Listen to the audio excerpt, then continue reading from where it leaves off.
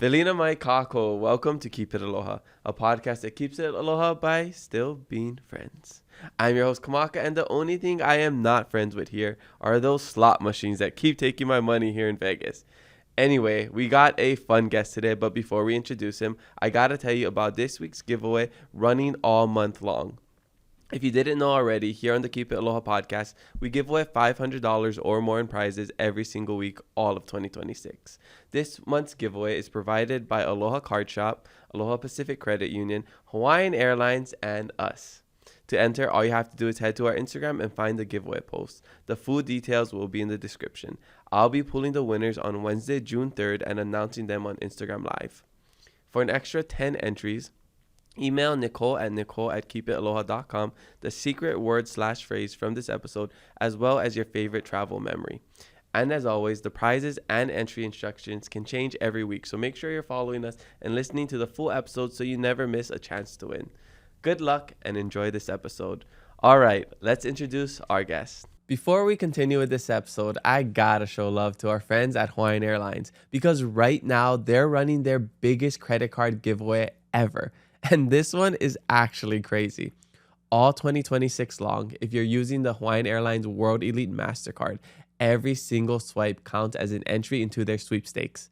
Just like us this year on the pod, they're going big. Every single week, 7 people will win 100,000 Atmos reward points. And every month, 1 person wins 1,000,000 points. That's 44 million points given out this year. Imagine how many places you could go with that many points. So the more you use your card, the more chances you get to win. And if you're a resident residing here in Hawaii, it gets even better. You'll earn 50% bonus points on all purchases, up to 5,000 bonus points during the promotional period.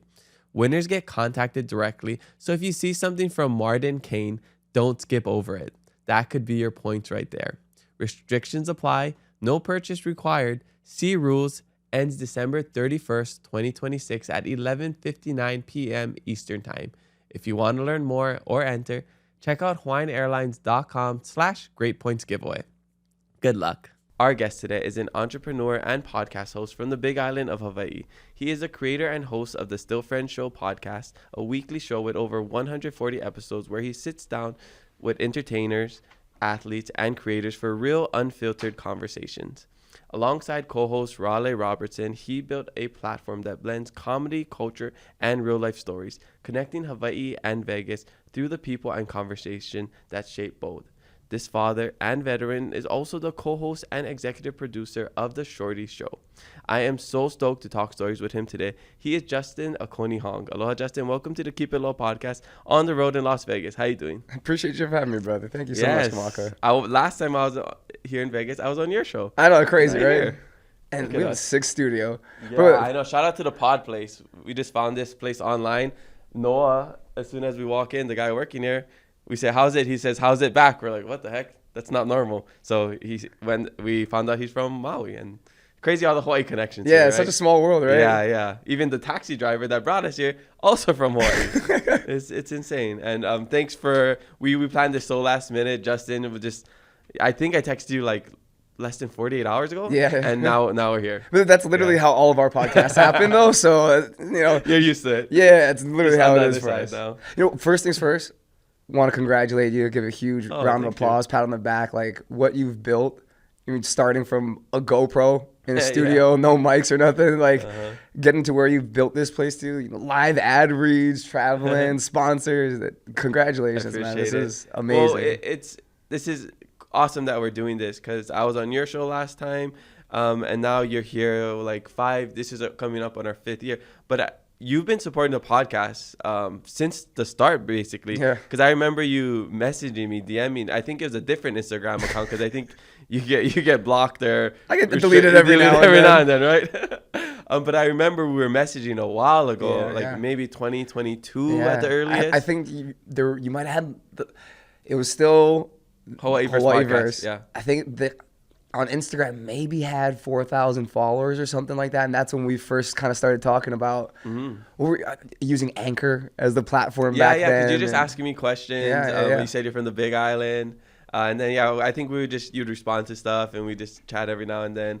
And then I don't know, maybe like 2 years, a year and a half ago, we connected again. Yeah. And, obviously, I saw your podcast. You were still following the Keep It Low podcast. And I just love that we can come and do this and show people that, community over competition is what we're really about, as people from Hawaii. So 100%. I love it. I love it all. Yeah. And it's funny because all this like podception stuff is, so you're on my podcast. I was just on the Brotherly Time podcast. And I think that comes out this week. So it's all like we're just doing like a little merry-go-round of podcasts between us three. Well, it's kind of like we talked about, right? And then they were just on your podcast. Yeah. Almost like when we were growing up, there was like the Sweet Life of Zach and Cody, right? Yeah, and Hannah Montana, and then the Wizards of Waverly Place, all on each other's episodes, right? Yeah, so they did a little crossover. Yeah, it's kind of like our cool little version of that in podcasting. Totally. And I think I talked about it on the Brotherly Time podcast. It would be so cool if we all did like an actual live event together, whether that's like a podcast workshop in Hawaii or just like a collab episode. But we'll work on that, and it'll definitely happen at some point. I'm very confident. But this is all about you today. You're the guest, so I just want to get to know your whole life story. Where are you from? Where you grad? And what was it like growing up? So I'm from the Big Island. Yup. Born in Hilo Hospital, 1996, December 7th, Pearl Harbor Day. Grew up Cal, same house. I mean, my mom's been renting the same house for, over 33 years now. Renting, low-income housing, Kaloli Street, 30th, still there. Wow. You can't even build houses like this anymore. There's 2 houses on one lot type of thing. Mm-hmm. It's just not up to code, right? Yeah. I mean, maybe some places in Hawaii you can get away with it, but I think we've got like a 700 square foot house, or 676 square feet, I think it was. Wow. Still today. Still to this day. Wow. I mean, we'd have a bad relationship. Oh, okay. So I haven't talked to her in a few years now. But, I mean, I shared a room with my sister till we graduated high school type of thing. Wow. I went to Hawaiian Beaches, Head Start for preschool down in Pahoa area. You're obviously familiar with the area, right? Yeah, I actually grew up on Mountain View, North Oh, Polani. okay. Yeah. Oh, kind of out there in the boonies though, yeah? Yeah, and we went to school all the way in Hilo, Punana Leo.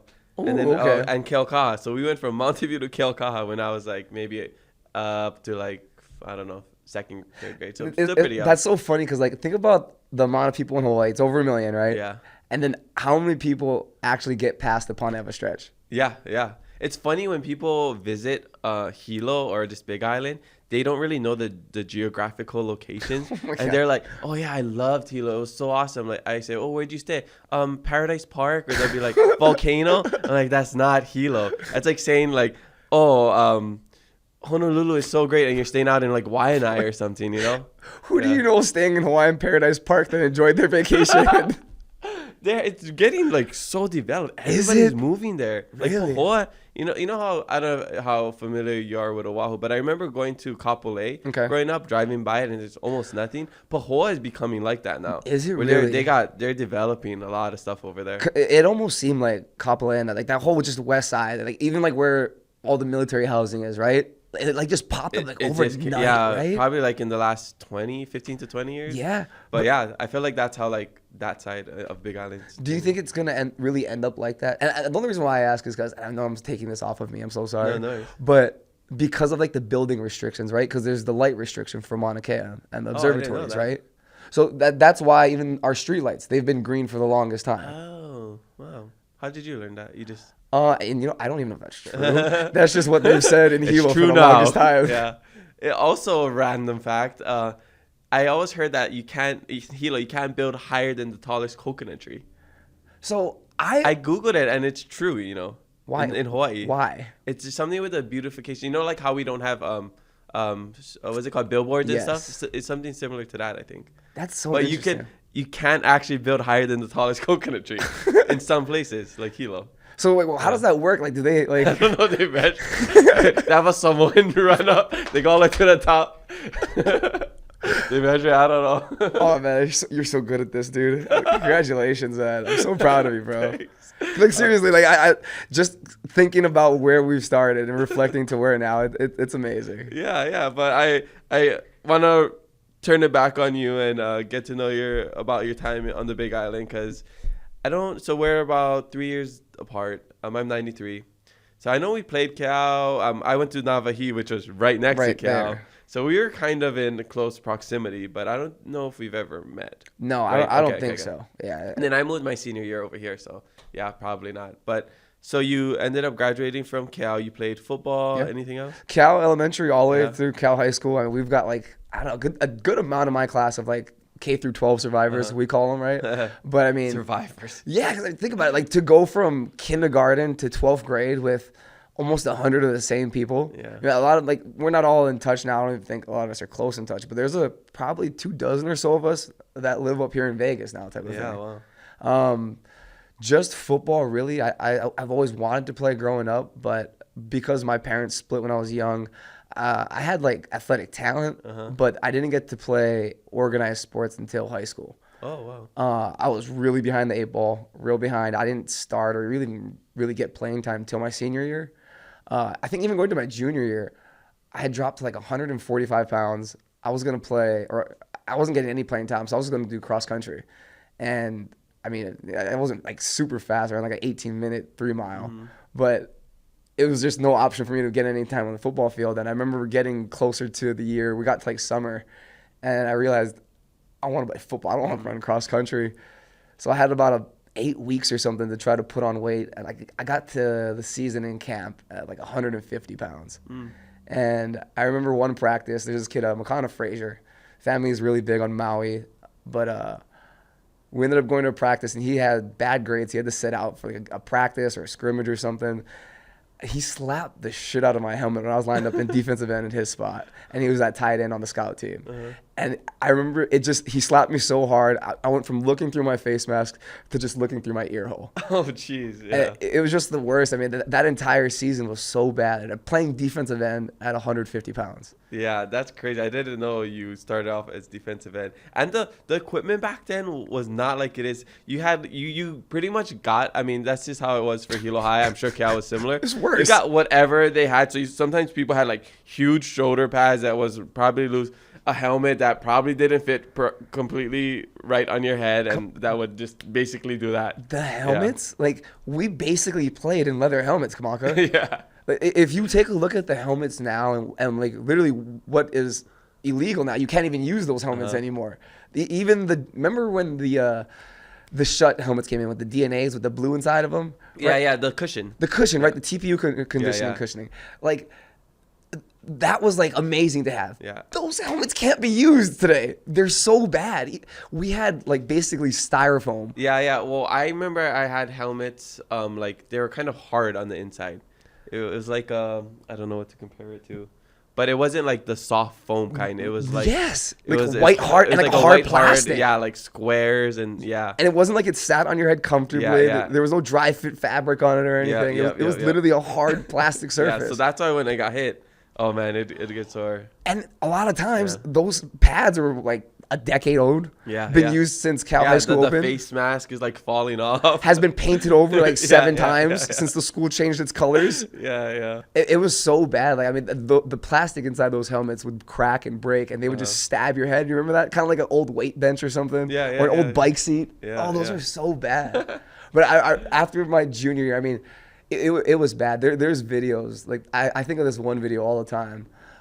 Hercules Mataafa from Lahaina Luna High School. Okay. He's probably one of the best players in the history of Hawaii high school football. He ended up playing in the NFL. He was with the Minnesota Vikings for a while. Played at Washington State University. Dude, I had never seen anybody like this in my entire life. It's the first time I'd ever seen an NFL talent. And during my junior year when we'd scrimmage them, we ended up not winning a game that year, to give you an idea. Okay. Very, very bad team. Some pretty good talent on it. Like, our running back, Johnny Vance, had a lot of attention, and the University of Hawaii wanted to offer him. The year before, from Cal High School, we don't have too much talent. So the year before, Damian Packer had actually walked on to the University of Hawaii. And he's still in Cal. He's coaching now. But that was like, we don't even want Damian. When's Johnny coming out? They wanted Johnny so bad. And this dude would not lift weights. He would not work out. He would not train. He was just a beast, man. Like, skinny as hell too. 5'9", like 160 pounds. Man, he almost like Hercules, where they don't have this huge frame. They're just really strong and really, really athletic. bringing it back to Hercules, this dude did not look like, I mean, he was 6'2", 6'3"-ish in high school, maybe 220-ish, 210 if that maybe. But they just produce like a certain like level of like force in everything that they do.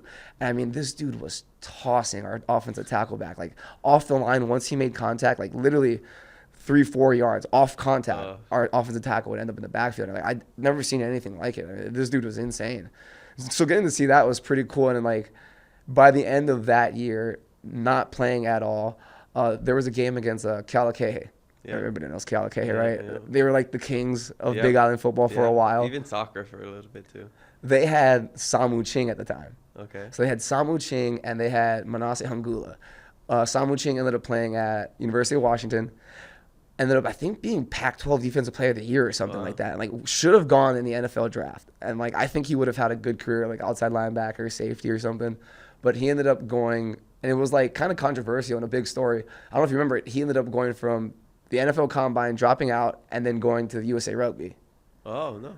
It was, like, a huge story at the time. And it was kind of a big deal because he was so good. He was one of the best players in a long time since, like, Max Unger to come off the Big Island.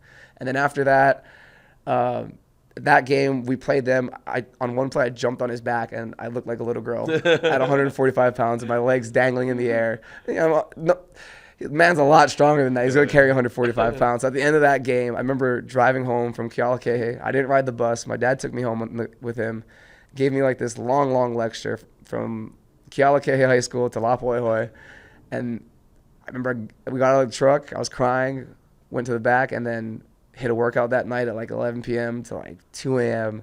And then from that night on till we got back to school, basically, at the end of the summer, it was just tour days every single day. Wow. That's where your son gets it from. Yeah, legitimately. Yeah. So. And then I've seen pictures, or I've heard, you got pretty big, right? Yeah. So, I mean, that summer getting into, so it was 145 pounds or so, got to about like 150 at the end of that year. Going into my senior year, I'd gotten up to like 195. That's crazy. Over like a 6-month period.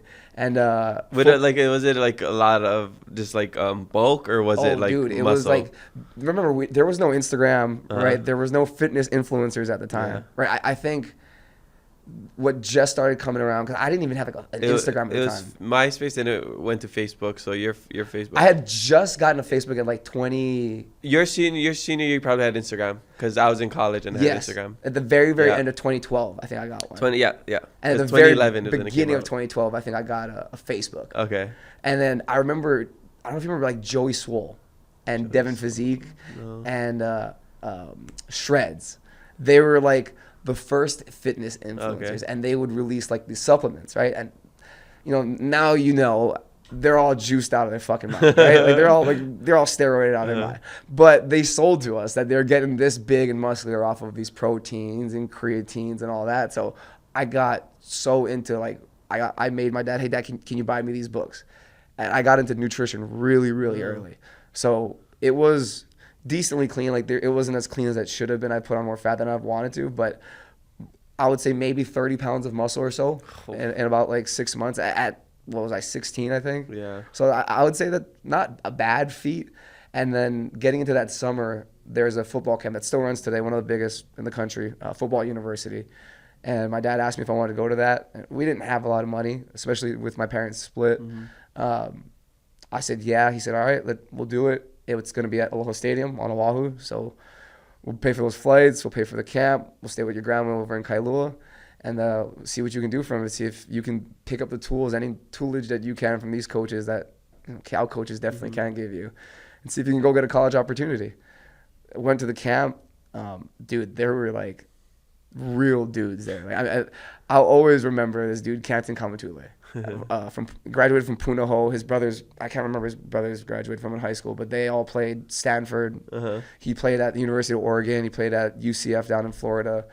He was like, I think top like 10 player in the country. Wow. Like 6'7", 6'8" almost, 300 pounds, closer to like 280, but they listed him at 300. Dude was just massive. The first moment I saw him, I was like, all right, coming for him. Whatever drill, I get to line up next to him. I'm going to compete with this dude the entire camp. We're getting the drills, dude. Every chance I got to, there's drills where, hand fighting drills, basically. One of the only times defensive lineman's going to land up against a defensive lineman. And you're literally just beating the shit out of each other's hands. One guy's getting his hands on you, getting his hands off. Working different hand moves, different combinations. And you're trying to be violent. And you're trying to put on for the camp. Our coach at the time for the defensive line was Deshaun Burns. Played at USC, coached in the NFL. Super, super impressive dude. He coaches at Christian Linfield in California. Very, very successful private school. He noticed off the bat that we were getting after it. So every drill after that for the 3-day camp, he would just line us up against each other. And I mean, for me to go from not starting to this camp, dude, I played out of my mind. And this coach, Deshaun Burns, he is, when you go from like, you know, somebody's dad, somebody's uncle from the park showing up to practice and just yelling at you, you got to hit somebody, compared to a coach that's been there. Yeah. Not even just as a player, but as a coach, has coached on a professional level, has coached on a collegiate level, coaches at a high level high school, has coached, I didn't know at the time, but his sons, who were probably 4 or 5 years younger than me, he'd coached them throughout their youth, right? Like when you get a good coach, it changes everything. Like it literally, like, I can't explain. It literally changes everything. I mean, it's the same thing with having a good teacher, having a good mentor, right? Just somebody to kind of push you in the right direction. Right. Read Chinese. Like, could you read Chinese right now? Like, no way, right? This dude was like, this black dude was teaching me Chinese, bro. I swear to God. Like, it was like wax on, wax off. I swear to God, that's some of the drills. Wax on, wax off. And like, I'm beating all state selections from Honolulu, from Lelehua, from St. Louis, from Iolani. Like, dudes that are 6'2", 6'3", 320, 280, 310, you know what I mean? And like smoking them to where I'm literally like beating the same guys Canton Kamatule is beating, one of the top players in the nation, Under Armour All-American, but almost a foot shorter, almost 100 pounds smaller. So it looks weird. And by the end of the camp, Deshaun Burns had named me a Top Gun, got invited down to Ohio for the All-American game. And then my dad had asked me if I wanted to go, and I felt guilty at the time. I remember thinking, I felt really guilty, and I was like, I can't do that, dude. Like, I'm gonna throw our family in debt. And you know what? Actually, now I think about it, the pressure. I felt pressure from it. Yeah, that's just an excuse. I think I did. Yeah, I think I used the like, no, I don't want to like waste the family's money. But like, I think genuinely it was like I didn't want to use the family's money and then like not ball out. You know what I mean? Or like just get embarrassed.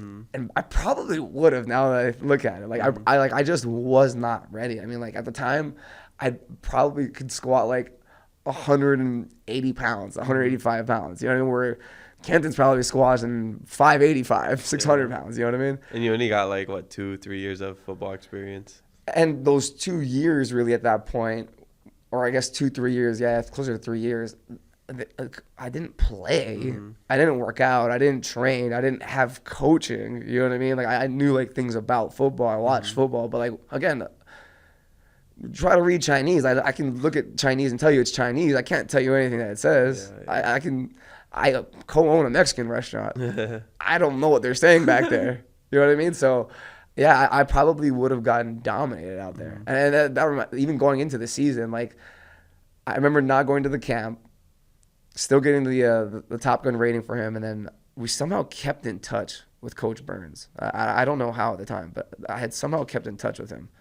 And when I came back, word had gotten around that I got the Top Gun selection, and there was almost like I still don't understand why, but like a hate about it from my high school coaching staff, our quarterback at the time, who was like I really thought was my friend.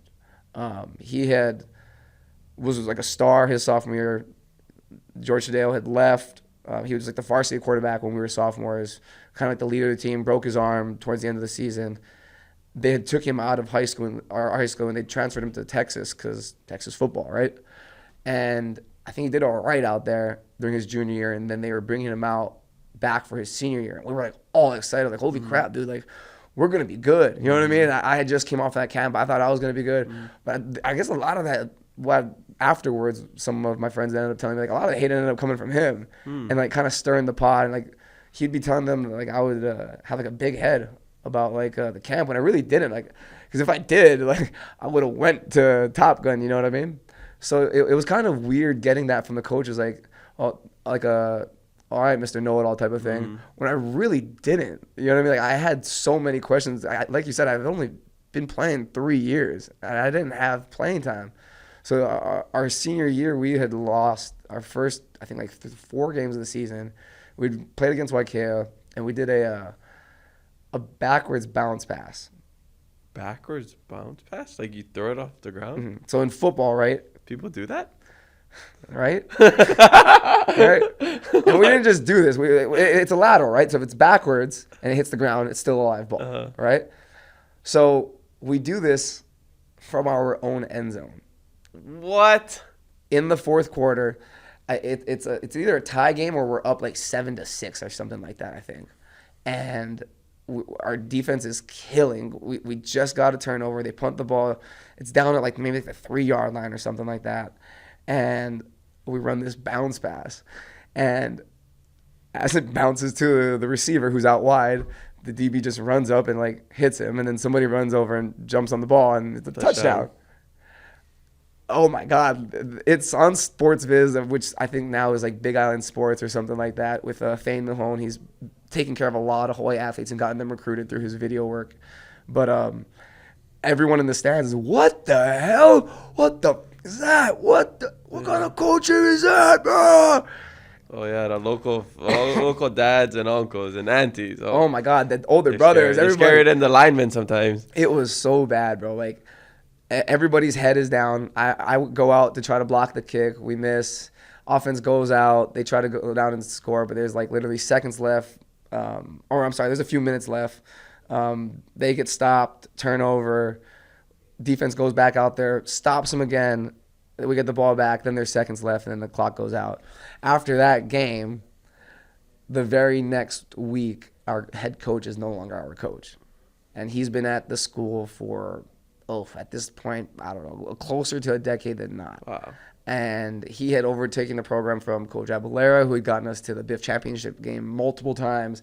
When he had left, it was like, all right, Mike is going to be the guy to get us Cal High School's first BIIF football championship. He got into the championship game, I think, 2 or 3 times, and that was the end of it, basically. The season before, no wins. This season so far, to my senior season, no wins with that type of result.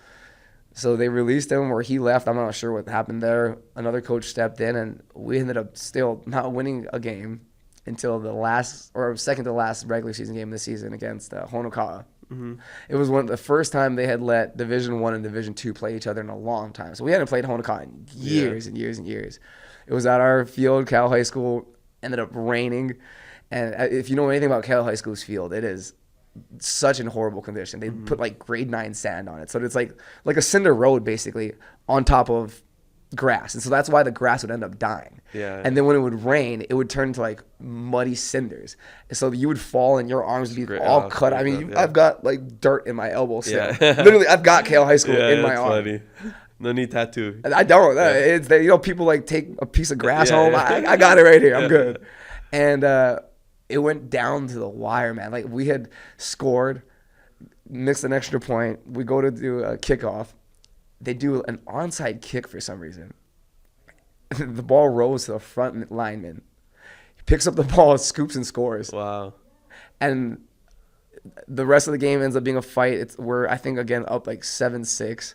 And no bounce passes this time. No bounce passes at all. But we ended up, I'll always remember being on the goal line and looking up. And it's one of the only times I've ever seen our stands sold out. And we've had it sold out once more during Hilo and Campbell's playoff game a little later that year. But like it was the first time we've had like close to about 2,000 people in our stands. And it was like, all right, this is cool. And I remember like throwing my hand up. And the crowd got like nuts. I was like, okay, we got to make this defense a stand now. 3rd down, we make a stop. 4th down pops up. Same exact situation. And it felt like a movie.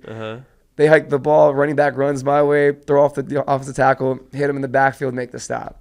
And then we get the ball back. run out the clock, game over. And it was the only time we won a game in my entire varsity career. That's so cool. At the end of that, I had gotten a BWIF for all first team selection for the All-Star. Mm-hmm. That was like something I'd really wanted, especially from the year before. And my girlfriend at the time had gotten a track and field scholarship and a cross-country scholarship to Jamestown University in North Dakota. Mm-hmm. And I was talking to the University of Hawaii, New Mexico Highlands. Coach Deshaun Burns, I had actually gotten back in contact with him on Instagram. That's what it was. And we were going back and forth, and he was starting to help me get recruited. And I would email him all the time, and then we'd start emailing back and forth. I went through Coach Thane, because he coached at YKA before. We used to call him Coach Thane. But his sports visit at the time really got a lot of athletes from the Big Island recruited, coming out to record every game, putting together those highlight packages at a time where like nobody was editing, right? Mm-hmm. Like at that time, especially in the early mid 2000s, right? Mm-hmm. It was kind of hard. Like not a lot of people were doing it. So him having that service kind of did a lot for me. It got me like 7 scholarship offers. Wow. And I would hit them all for my parents. I had a really bad relationship with my parents. I'd live with my mom. And at this point, we'd go with my dad on weekends. He'd pick us up on Friday, and then he'd take us back to school on Monday. But they had such a contentious relationship. To give you an idea, I had a 12-year-old. When I was 12, my dad had a son, so I had a half-brother. My mom found out about him like 2 or 3 years ago. Oh, what? Yeah, and then we live in Hilo. Yeah. You know what I mean? We live in Hilo. So it was a really tumultuous relationship. I hated home life, both places.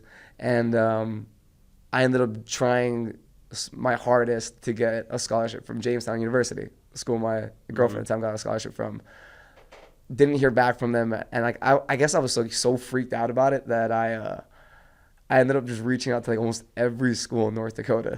Like, bro, I'm talking, and like not just one coach. I mean from the head coach through the running back, special teams coach, the kicker coach. Like, literally everybody, receivers coach, running back, everybody was getting my film. Everybody was getting an email from me, all personalized. I mean like literally thousands. I have them in their archive. They're in my email. You know what I mean? Like we would go to school at recess. We'd go to the library, me and the quarterback, George, and we would be sending our tape out. I mean, bro, we got offers from Valparaiso. You know what I mean? Like, I can't believe we did, but yeah, we did. Like, every morning, at every recess, every lunch, I mean, during senior year, you're almost pretty much done with everything, right? During those periods, we would go to and just send out film and send out emails and try to get offers, basically. And I'd gotten multiple offers in North Dakota. I think I had like 6 from North Dakota schools alone. And then, you know, they're all smaller schools, NAIA schools, D2 schools, D3s can't give athletic scholarships. But I really talked to Mayville State University, where I ended up actually signing a scholarship at. They were like the closest school to Jamestown University. And to give you an idea, it was like 2 hours away, 2.5 hours away in North Dakota. So like, that's far. 2.5 hours in North Dakota. Oh, that's Hawaii far. There's not many red lights. You know what I mean? It's all cornfields and 80-mile-an-hour speed limits, basically. So, I mean, me being 16 at the time was like super foolish. They had given me like such a small scholarship. I can't remember. I want to say it was like $500 athletic scholarship. Oh my gosh. Like I see the things you do for love. Fucking yeah. Rational things. Rational. So Mr. Know-It-All in high school, right? I'm so smart. But man, thinking about that, like how we think we know it all. At least some of us think we know it all at one point, right? You think you're invincible when you're young and you can just do whatever. Well, at the University of Hawaii, because it's in-state, between merit and some other scholarships they were going to put together for me, because they would have put me they offered me officially as a preferred walk-on, because in 2014, I think that was the first year they offered preferred walk-ons. And as a preferred walk-on, you basically get all the amenities as a scholarship player, travel with the team meals, access to the trainers, but obviously you're not on scholarship. You've got to pay for your stuff. But what they were putting together for me through merit and through other scholarships and in-state tuition, I was basically going to have to pay like $1,000 or so for college a year. And I was like, compared to, I don't know, I ended up like $13,000 having to pay in North Dakota for a year. And what, you just got student loans, financial aid, stuff like that? Yeah, I had done I think financial aid had covered like the first semester, and then like going into the second semester, I had to take out loans for it. And I mean, and it was like so bad. I mean, like getting there the first semester, like going into camp, to give you an idea, like the guys in my position, I find out they've got this guy, Brogan Thorne, who's like 6'2", 245, had already played semi-pro football. Oh, what the heck? Yeah, like I think 20 or 21, something like that. I was only 17. I should have still been in high school. Definitely should have still been in high school. Like today, I should have reclassed definitely 100%, and would have probably done pretty dang well in high school at that time. I got no attention at camp. Like you're talking about shitty helmet and shitty pads. They saw me at 5'10", honestly, like 195 pounds, still 100 to maybe 200 pounds because I just leaned out and added a little bit of muscle. And they had given me a shitty helmet. They gave me these big shoulder pads.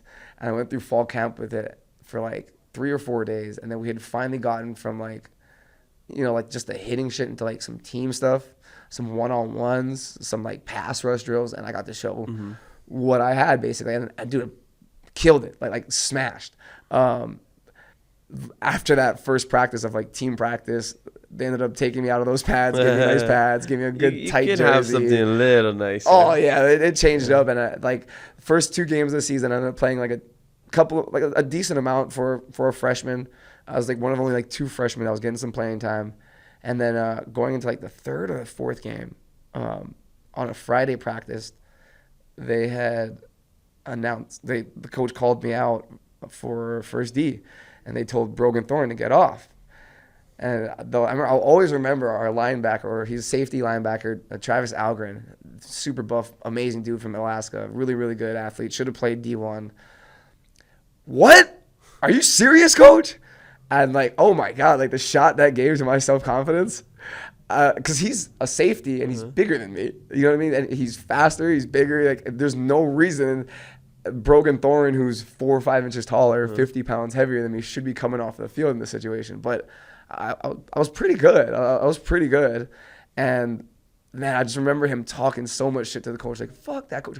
What am I going to do? Who's he going to stop? They're going to get to me all day. And we went through walkthroughs because there's no pads right on Friday. And the next day we had a game down in, I think, Kansas. And we finished practice. I was going to be the starter. I was hyped. I was geeked. I remember reaching out to my dad. I was super stoked. And then in my roommate, we went back to our dorms, right, going to sleep. My roommate had actually gotten kicked out. Well, not kicked out. He left the campus really, really early on. He was a football player, defensive lineman from Oregon, really nice dude. Might be gay, like closeted gay, but he was on dual scholarship. He was a defensive tackle and he was a cheerleader. Oh.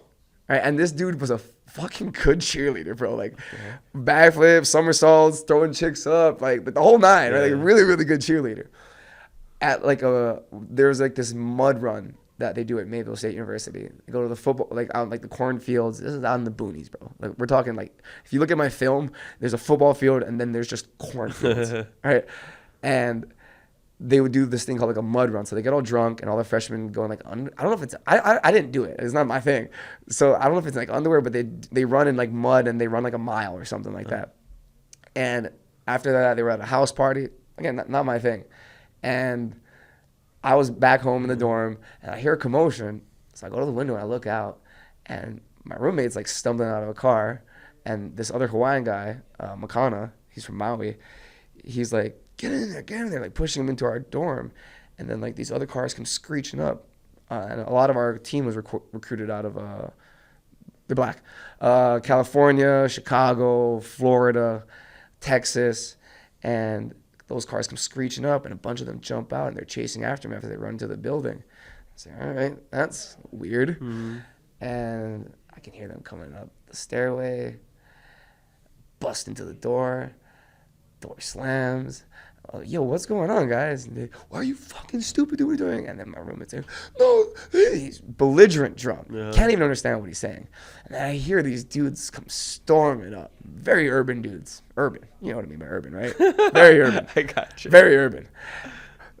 Don't. Open this shit up, nigga. Open this shit up. Dude, they pound and they start kicking the door and they start like prying my door open. It's a wooden, like thick wooden door, and the door is like opening, and the wood's like cracking through the hinge and where the locking mechanism is. And they're like, "You want to say that racist ass shit, boy? You want to say that?" I guess at the party, they had ran into him, bumped into him, made him spill a drink, and he had dropped the hard ER. But wait, is he black? He is white. Oh, for some reason I was thinking he was black in this story. No, he is white. Oh my god. So white and like nerdy. The hard ER. Hard ER. And he drops on this dude. I can't remember. I think it's like DeAnthony Thomas or something like that. But the dude's like a 32-time karate national champion, 6-time black belt. Like he's got like a red stripe or something, like registered hands and a gold glove from Chicago. And this dude is like remember Mike the Situation from this Jersey Shore? Dude, this dude's abs were like insane, bro.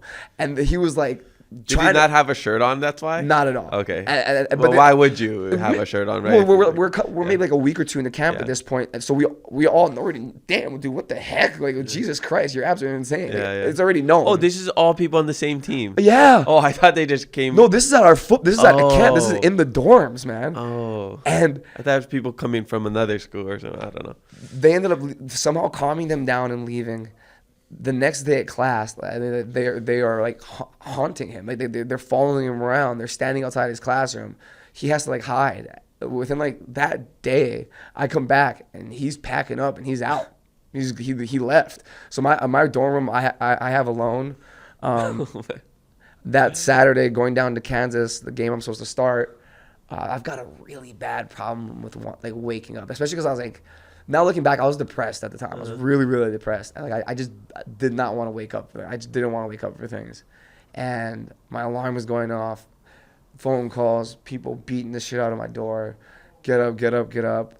I wake up super late. Like the time that the bus is like supposed to be gone. Grab whatever I can, run downstairs, run across the campus to the field house, to the locker room. As I'm running across the field, I can see both of the buses as they're pulling out. And they're looking at me running across the field, and I was like, no way. Shit, I fucked up. And they didn't stop for you? Can't. They already waited. Oh. They're not even supposed to be there. Wow. I messed up. And I ended up trying to do whatever I could, called everybody that I could to try to get down there. It's down in Kansas. You know what I mean? There's no way I'm getting down to Kansas. The guy that I was supposed to start in front of, Brogan Thorne, ends up going off.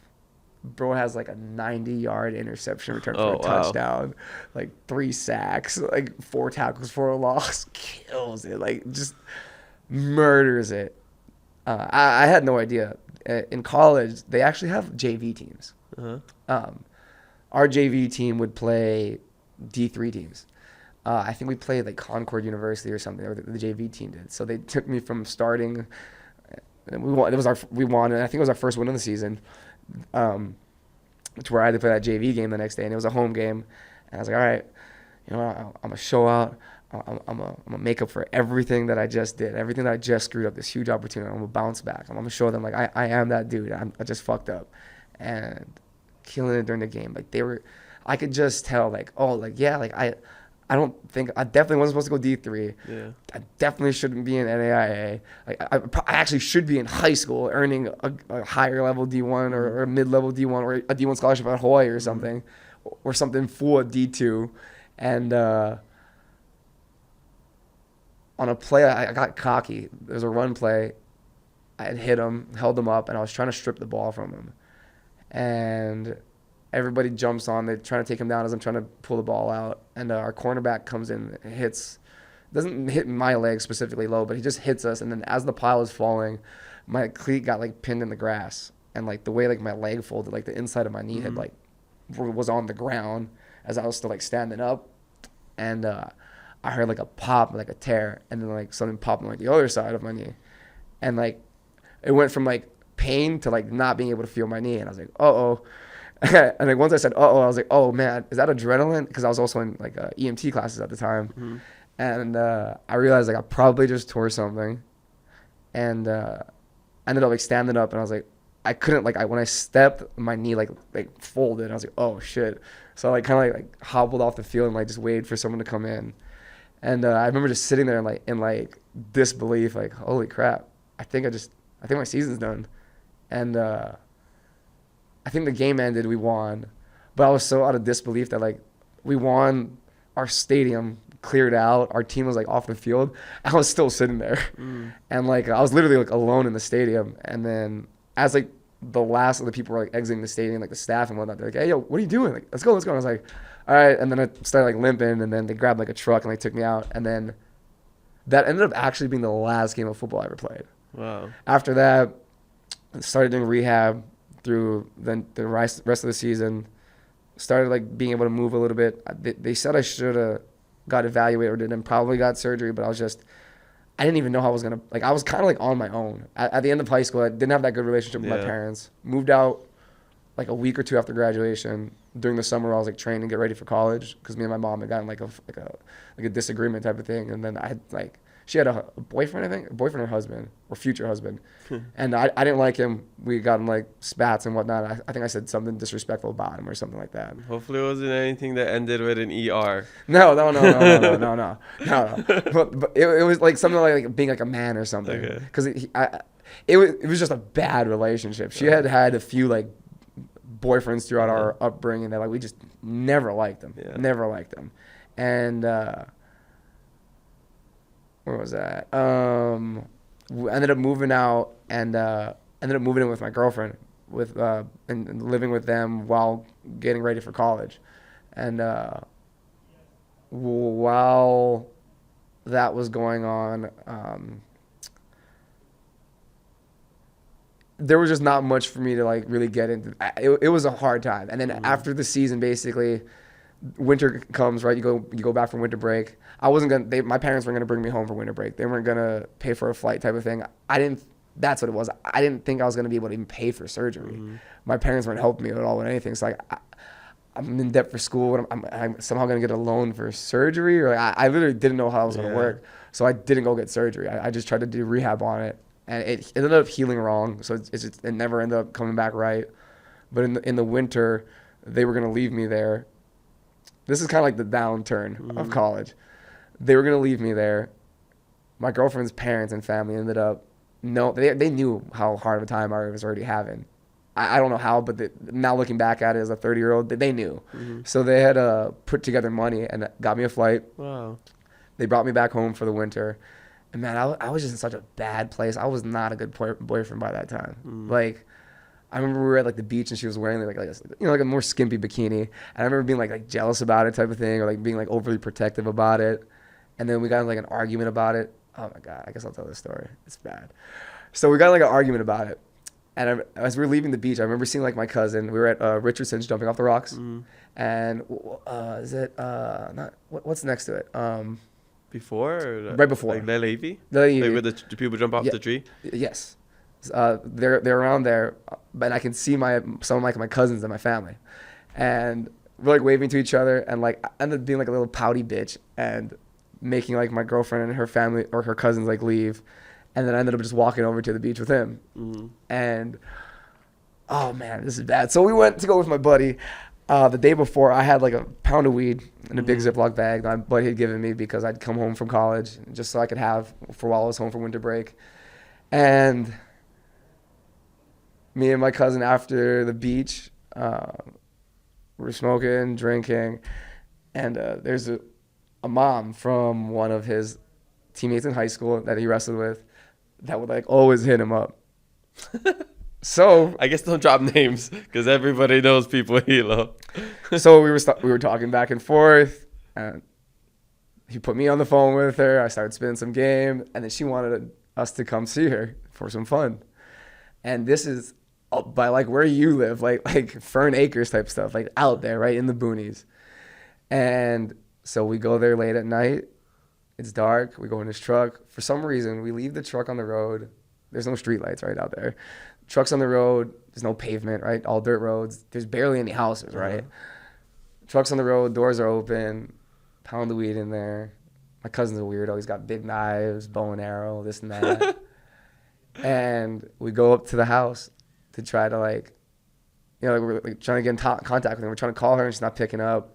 He's like, just go like knock on like the window or something. He's like, all right, like, do you know where her room is? He's like, yeah, I've been here before. I was like, all right, like, go like knock on her window or something. Two little horny, like fresh out of high school, right? 18, 19, or 18 years old, actually. I was 18. And we end up going to her window. He's like knocking on it, trying to wake her up. And like, it was a long driveway, no trespassing sign, beware of dog sign. And as we're knocking on it, we hear like some like movement outside. And I see some like flashlights going. I'm like, what the hell is that? And I see the flashlight go again. I'm like, it hits me like, yo, those are cop flashlights, bro. What the heck? So I pull him off the windowsill. I'm like, fuck, we gotta go. And you can literally hear the radio going off. We run to the back of the property. We're like hiding in some like bushes, like by some like tin sheds and pretty big properties, right? Mm-hmm. And we're hiding back there. And then he works the courage to start working his way back to the property. I'm like, dude, you're fucking crazy. We should just hide it out for as long as we can. Forgetting that the fucking truck is on the road. Oh. Doors wide open. Pound of weed. Bow and arrow, knives. Looked kind of weird, right? So we started working our way back up to the house. And we get to like the side portion, kind of near the house, which is like, it's like about probably over an acre property. And we can hear the cops. We can see the red and blue on the road, over the tops of the trees, over the bushes line, right? And we can hear them talking to people. We have no idea what the hell is going on. So we're standing on the side, and we're like trying to creep our way up. And as we're like walking up on the side, lights start coming around the side where we are. And my cousin steps on a stick. Just like in the TV shows and movies, right? Lights start whipping to us. He takes off, booking it to the back. And I'm like, what the fuck? I just drop and I hit the ground. Lights are literally like right above me. I can see them on the trees right above me. They start walking up, shine around. They start walking in. They walk away. A few minutes pass by. I hear. I haven't moved. I'm literally laying on the side of we tried to work our way to the side of the house, like by the edge, and I'm by the edge of the bushes. Like I'm on the side of a grass hill, like where it gets lawn mowed type of thing, right? Yeah. And the cops are walking on like the level ground, like right next to me type of thing. I turn around, Kavai's like, my cousin's like creeping his way up, loud as can be.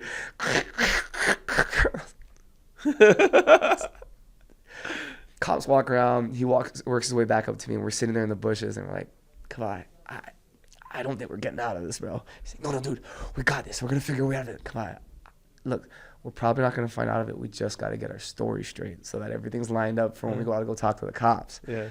No, we got this. I got this. Look, we're going to get out of this. Trust me. I slapped the shit out of him. Kavai, we need to get our story straight of why we are here, right? We are invited guests. Uh-huh. We were supposed to be here. We're not trespassing. Doing anything wrong. We're not doing anything wrong. You understand? Okay. Cops start walking and searching around again, and light crosses and it literally passes me, whips back to me. Freeze! I was like, hey, who are you? And I was like, who are you? Freeze! Okay. Get out of here. Like, okay. So we start walking out. Tell us to get on our knees. They cuff us. They take us to the front of the house. There's like 4 or 5 cops. There's an entire family on like the front porch. Was it the wrong house? No, it was the right house. Oh. There's a bunch of kids. There's like grandparents. There's a mom. The mom is the mom.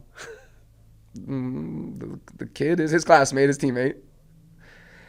And the grandparents are his teammate's grandparents.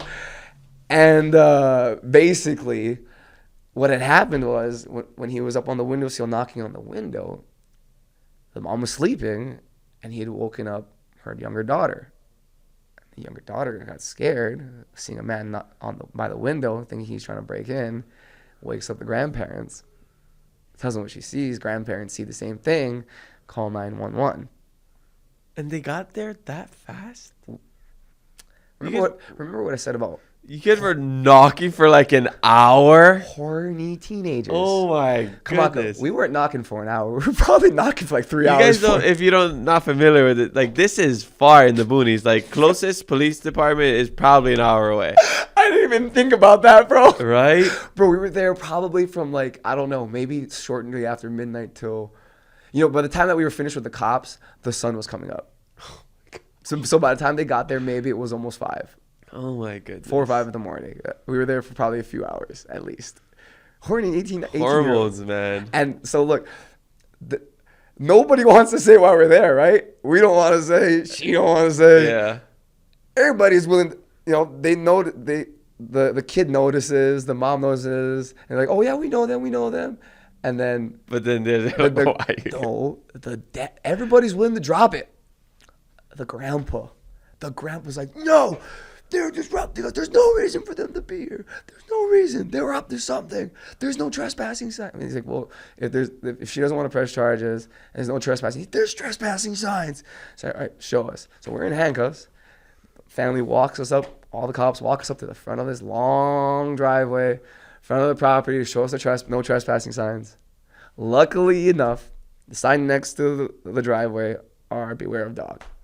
You walk to the edge of their property, there is a no trespassing sign at the edge of their property, but nowhere near the entrance. I don't know the law or how that works, but the cop ends up telling him, like, that's too far that's too far. It would need to be here for them to know to not trespass here. That's bullshit, blah, blah, blah, blah. They go to the family, talk to the family, and the sergeant comes and talks to me and my cousin. He's like, come over. I'm gonna cuff me and my cousin walk home. He's like, look, you guys need to be real honest with me and things will go all good. Yes, sir. Were you guys here to fuck that mom? We make eye contact. Yes, sir. Yes, sir. What was the plan? He was gonna fuck her and she was gonna suck his dick at the same time? Yes, sir. Yes, sir. Nice. That's cool. All right. Well, look. All right, boys, check this out. You're going to have to apologize to the family, okay? Sorry for the disturbance. Apologize for making that girl cry. And then that's it. I'm going to go home. All right, boys? Be good boys. Don't do anything wrong, okay? Yes, sir. Sounds good. So we walk over to our handcuffs. They take us out of the handcuffs. We get on our knee, apologize to the girl for scaring her and whatnot. Hug the lady, hug the whole family. Shake the grandpa's hand, shake all the cops' hands. And then me and my cousin are like, all right, you guys go home. So we start walking back to the truck. And as we're walking back to the truck, he's like, wait, hold up. Oh, fuck. Turn around. He's like, ain't this yours? Pulls out a fucking huge knife. And, hey, grab it. Grabs the bow and arrow from one of the squad cars. Gives him another knife. And then we start going to the car. And at that moment, I realize the weed. A pound of weed. Yeah. So we go to the car and we sit down. And I'm like, oh my goodness, could I just drive? Please just drive. Please just drive. I didn't hide it. It was sitting right on the ground between my feet. A horny teenager. I wasn't thinking about it at all. We're driving, and we can see the cops behind us, and some of them are already in their cars, so they leave the same time as us. So I'm just sitting there. We're driving. We're not even talking at this point. We're just sitting there driving. We're both looking at the rearview mirror, looking at their lights. And then finally we make a different turn from them. And I was like, Kawhi, they hid the weed for us, dude. Bro, they stuffed a pound of weed under the seat for us, bro. Swear to God. Like, it was wide out in the open. Cool cops. Bro, it was right there, and they saved us. Wow. I ended up being home for another week or so. As I'm going back to Mayville, to North Dakota, I get laid over in California, in LA. And like I said, a lot of our teammates were recruited out of LA. So I got in contact with them, let them know I was laid over. You guys in town? Now we're back in the Ville already. Here's my boy's number. Hit him up. He'll come take care of you. He's going to take you to this house party. Bet, cool. All right, college house party. Let's go. First time really in Cali. Cool. They come, they get me. We go to the house party. Super nice house, big houses. I thought it was cool. Having fun, meeting people. Out of nowhere, they start yelling, hey, yo, you them, blah, blah, blah, blah, blah, blah. You them from blah, blah, blah, blah, blah. And I noticed it's the dudes that I came with. I was like, okay, what the hell? And they're yelling out that you're from here, you that bitch, that blah, blah, blah, blah, blah. And they pull out guns and they start waving at each other. Everybody starts screaming at a party. They start running. I don't know who shoots first. Shots go off. Shots get returned. Everybody starts running. We're clearing out. We're running. I'm running across the street. The dude that I came with, can we go? Let's go. Yeah. We're running. Shots start, like, you can hear like coming towards us. He pulls me behind a car. He starts returning shots. Hands me a gun. Shoot this. I remember putting it up. I literally, like, you know, in 21, this might have been after, yeah, this was after 21 Jump Street came out. But I remember having the same visual in my head. Jonah Hill. Yeah. But like purposefully pointing it towards the ground. Now, what I didn't think about, because I wasn't very familiar with firearms. I didn't think about ricochet or anything like that. But I'm like shooting it like towards the ground and whatnot. And out of nowhere, there's this girl running right next to us and falls and hits us. She gets shot. By you? Not by me. Oh, okay. By people shooting at us. The car that we're next. Time out. What is your life? Bro. Time out. You know what's so funny? What before I had ever podcasted, before I'd even gotten to the Army, I remember I had told people all of these stories, and they're like, "You're lying." Like no, I promise you, I'm not. I know it's like a movie, and lo and behold, we end up with podcasters, right? Yeah. Like, thank God I had some life before it. That's crazy. You have a lot to share. But, So okay. She gets shot, upper chest, left side. Like I said, told you I was in EMT classes at the time. She drops, like literally like falls into us. I put the gun down. I start trying to hold it. I start shoving her clothes towards it, and he grabs me and he's like, "We gotta go, nigga. We gotta go. We gotta go." Bro, I can't. Bro, dude, I can't. He's like, "We gotta go." Carly pulls up next to us. Door kicks open. Dude yelling us to get in. That car gets shot. I guess kind of panicked. He like pulled me, and I just went with him into the car. We start driving around. We go to like a 7-Eleven. I've got blood all over me. They wipe me. I go in. One of them go in. They get the big ass key with like a spoon and a Clorox thing chained to it, so they can open the bathroom. Go in there, clean up as best I can. One of them gave me a pair of pants. One of them gave me a pair of shoes. One of them gave me socks. The blood had gone through my shoes to my socks. And, like, yo, my bad, bro. Sorry, the night wasn't supposed to go like that, this and that. You want to fuck some bitches? It's like, what? He's like, yeah, let's go have a good time. Let's go fuck some bitches. All right, cool. Side note, this is why 7-Eleven's not in Hawaii have a bad rap. Because that stuff don't happen at 7-Eleven. You don't got bloody people walking into 7-Elevens over here. At least as of my knowledge. We go there to get Omanapo and best Musabis, right? Nobody can make a Musabi last longer than 7-Eleven in Hawaii. Yeah. But he ends up getting some girls. I didn't know that they were prostitutes at the time. Okay. He ends up dropping me back off at my hotel with one of them. I end up recording a video of us doing it. Fast forward into school, going through spring camp. I'm killing spring football. They're like, "Yo, please, you're not gonna transfer on us, right? Like, we're gonna offer you a bigger scholarship. We'll take care of." And we had this player, Rashad Evans, out of Northwestern High School in Florida. Played with Teddy Bridgewater. I mean, he was one of their top players. Basically, they were paying for a lot of stuff. They were giving him a car. They were definitely giving. This is before the NIL. Yeah. They were saying Reggie Bush kind of stuff. Yeah, basically saying that they're going to take care of me. I was like, all right, cool. I'll stay. Jamestown, where my girlfriend went, they had their spring break a week earlier than ours at Mayville. Oh, and you guys are still together at this point? Still together at this point in time. She leaves and spends her entire spring break with me in my dorm room because I have a room alone, right? And it was so funny because we would have to like shower, and it's community showers. It's like we have to wait till the showers clear out and then shower in the community showers and then come back out. Yeah. At the end of when my spring, like literally, because her spring break was like Monday through Friday, right? And then she's gonna go back over the weekend. That Friday was like the beginning of my spring break because our spring break was the week later. Coming back into school, I had no money, right? I had no support. I even told my dad, like, I think I'm gonna start selling weed because our campus had gone dry during the first semester because one of our players, Jason Harper, from out of Humboldt County, which is like the weed capital of the world at the time, he was supplying like the entire town and a couple towns over at the time. And we were coming out of a practice one day. All these cars are pulled up to his house, and you're like, yo, what the hell's going on? Harper's like, hey, what are you guys doing in my house? He's kind of retarded, or autism or something. And as he's walking up to his house, literally across the street from our practice field, in his cleats, in full uniform, they tackle him, they put him down, they handcuff him, they put him in the back of the squad car. Now sheriff cars and regular marked cars are starting to pull up. It was all unmarked before. People are in his house, they're coming out with like bins of stuff.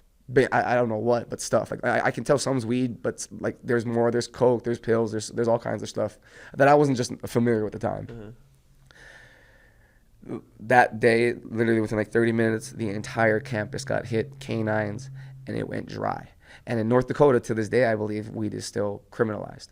So out there, weed was like $25 a gram. You know what I mean? Back home at the time, you could get like $25 an eighth. Mm-hmm. Right? So literally 3.5 times less as expensive or more expensive in North Dakota. When the campus went dry, it stayed dry. People were still getting it shipped in from Cali and stuff. But it was hard commodity to come by, right? So we come back second semester. I noticed that there's nobody selling. So I talked to my dad. My dad's like, you're an idiot. Don't do that. Yada, yada, yada. Being a good dad. I have literally no way to pay for things. I like just like toiletries, like toothpaste, like clothes, winter jackets. My girlfriend's family was buying me like winter jackets and whatnot.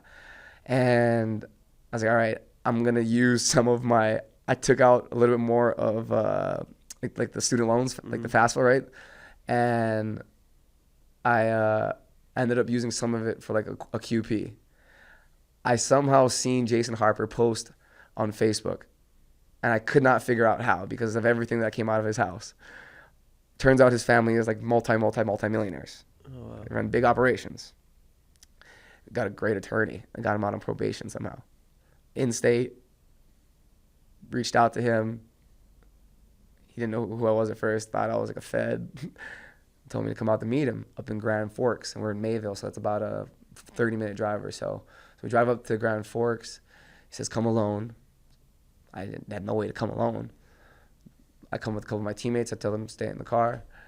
As I'm walking out of the car, I get a call. It's Harper. I'm like, hey, what's Harper? I'm walking. He's like, yo, I told you to come alone. Yeah, no, that's just me. He's like, no, who's in the car? Oh, it's just Edgar and Greg. Bring them with you. Oh, fuck. Okay, I got you. So Edgar and Greg start walking up with me. Like, make sure they're behind you. Like, all right, cool. We walk up to the door. I see Harper, and he's like, you guys wait there. Tells Greg and Edgar to wait there. Pulls me in, opens the door. There's like 12 Mexican dudes. And it's not a big house. It's house full of Mexican dudes. Harper's white. Like white, glasses. I was like, what? And everybody has guns out. Like nobody just sits with a gun here. You know, like everybody just has guns out. And I actually missed the point of the detail. When I walked up to the door and they opened it, it was Harper. He closed the door and he told me to open the door. I was like, okay. He closed the door. I opened the screen door and I went to open the door. And I was opening the door. There was a dude standing there with a gun actually pointing at me. And he told me to close the door. I closed the door. And he's like, who's that on? I was like, it's just Greg and Edgar, bro. Who the fuck's Greg and Edgar? Bro, the offensive lineman, dude. From remember, Greg's from like by Detroit, like around Michigan, like Grand Forks area. Grand Rapids area. And Edgar's from Chicago. You know him, dude. Remember? Oh, okay. It says, I don't know what the fuck he says. Everybody else gets the fuck up, moves their way to the back of the house and walks out the back door. He's like, all right, bring them in. What are you doing? Like, what? Bring them in. What are you doing, bro? Like, okay. Edgar, Greg, come. They come in. Dude starts bringing out a bunch of weed and stuff. Like I've never, like, you know, like the vacuum bags that you use for like clothes and storage, like those size with weed in it, dude. And pours me out onto a scale, weighs me out some. We smoke some. It was Grape, Ape, and Blue Dream, and that was the first pickup I'd done. Went down. I had sold out the QP within like literally like 5 hours, 4 hours. The campus is dry, and I was like, I'm gonna do $20 a gram. I'll do $20 a gram. I'll undercut everybody. If they want to do an eighth, I'll do an eighth for. I'll do it for 50. Fuck, I'll do it for 50, and I'll just ball out. It was not the most. It could have been way more profitable, but I went up like in like a day or two later, got up again, sold out. Went out, got up again, sold out. Went out, and I was like, hey, I got people asking me for snow. You got snow? Coke? I don't know. I don't know anything about it. Yeah. How much do you need? I'll find out. An ounce? An ounce? Okay, yeah, I got you. It's this much. What? Bro, give me like give me like a couple days. Sell out again. All right, here. Give me that. Get the Coke. Sell the Coke. Get the Coke, weed, buy more weed. I took the Coke money, buy more weed. Weed, sell. Didn't want to go back to the Coke because I didn't like those people. They were crazy. And then probably because they were on Coke. Yeah. Within like 2 months or so, from the beginning of the second semester till spring break, I come back with a re-up. My girlfriend's staying with me, right? I'm super high, I fall asleep, and I wake up to her crying. And she's on the other bed, and I'm like, oh, what the hell's going on? We had like a smash bed, like a sleep bed, right? And you're so funny. She's crying. She's on the phone, but she's holding my phone. And I was like, oh no. And I was like, hey, what's going on? And she tosses my phone, and it's the video of me clapping the black hooker in Cali. Big old fat ass. And it was so funny because it was like porn star quality, because I remember like you were very proud of your production. Look, so proud. Remember, now all of my teammates are recruited from California, Texas, Florida, right?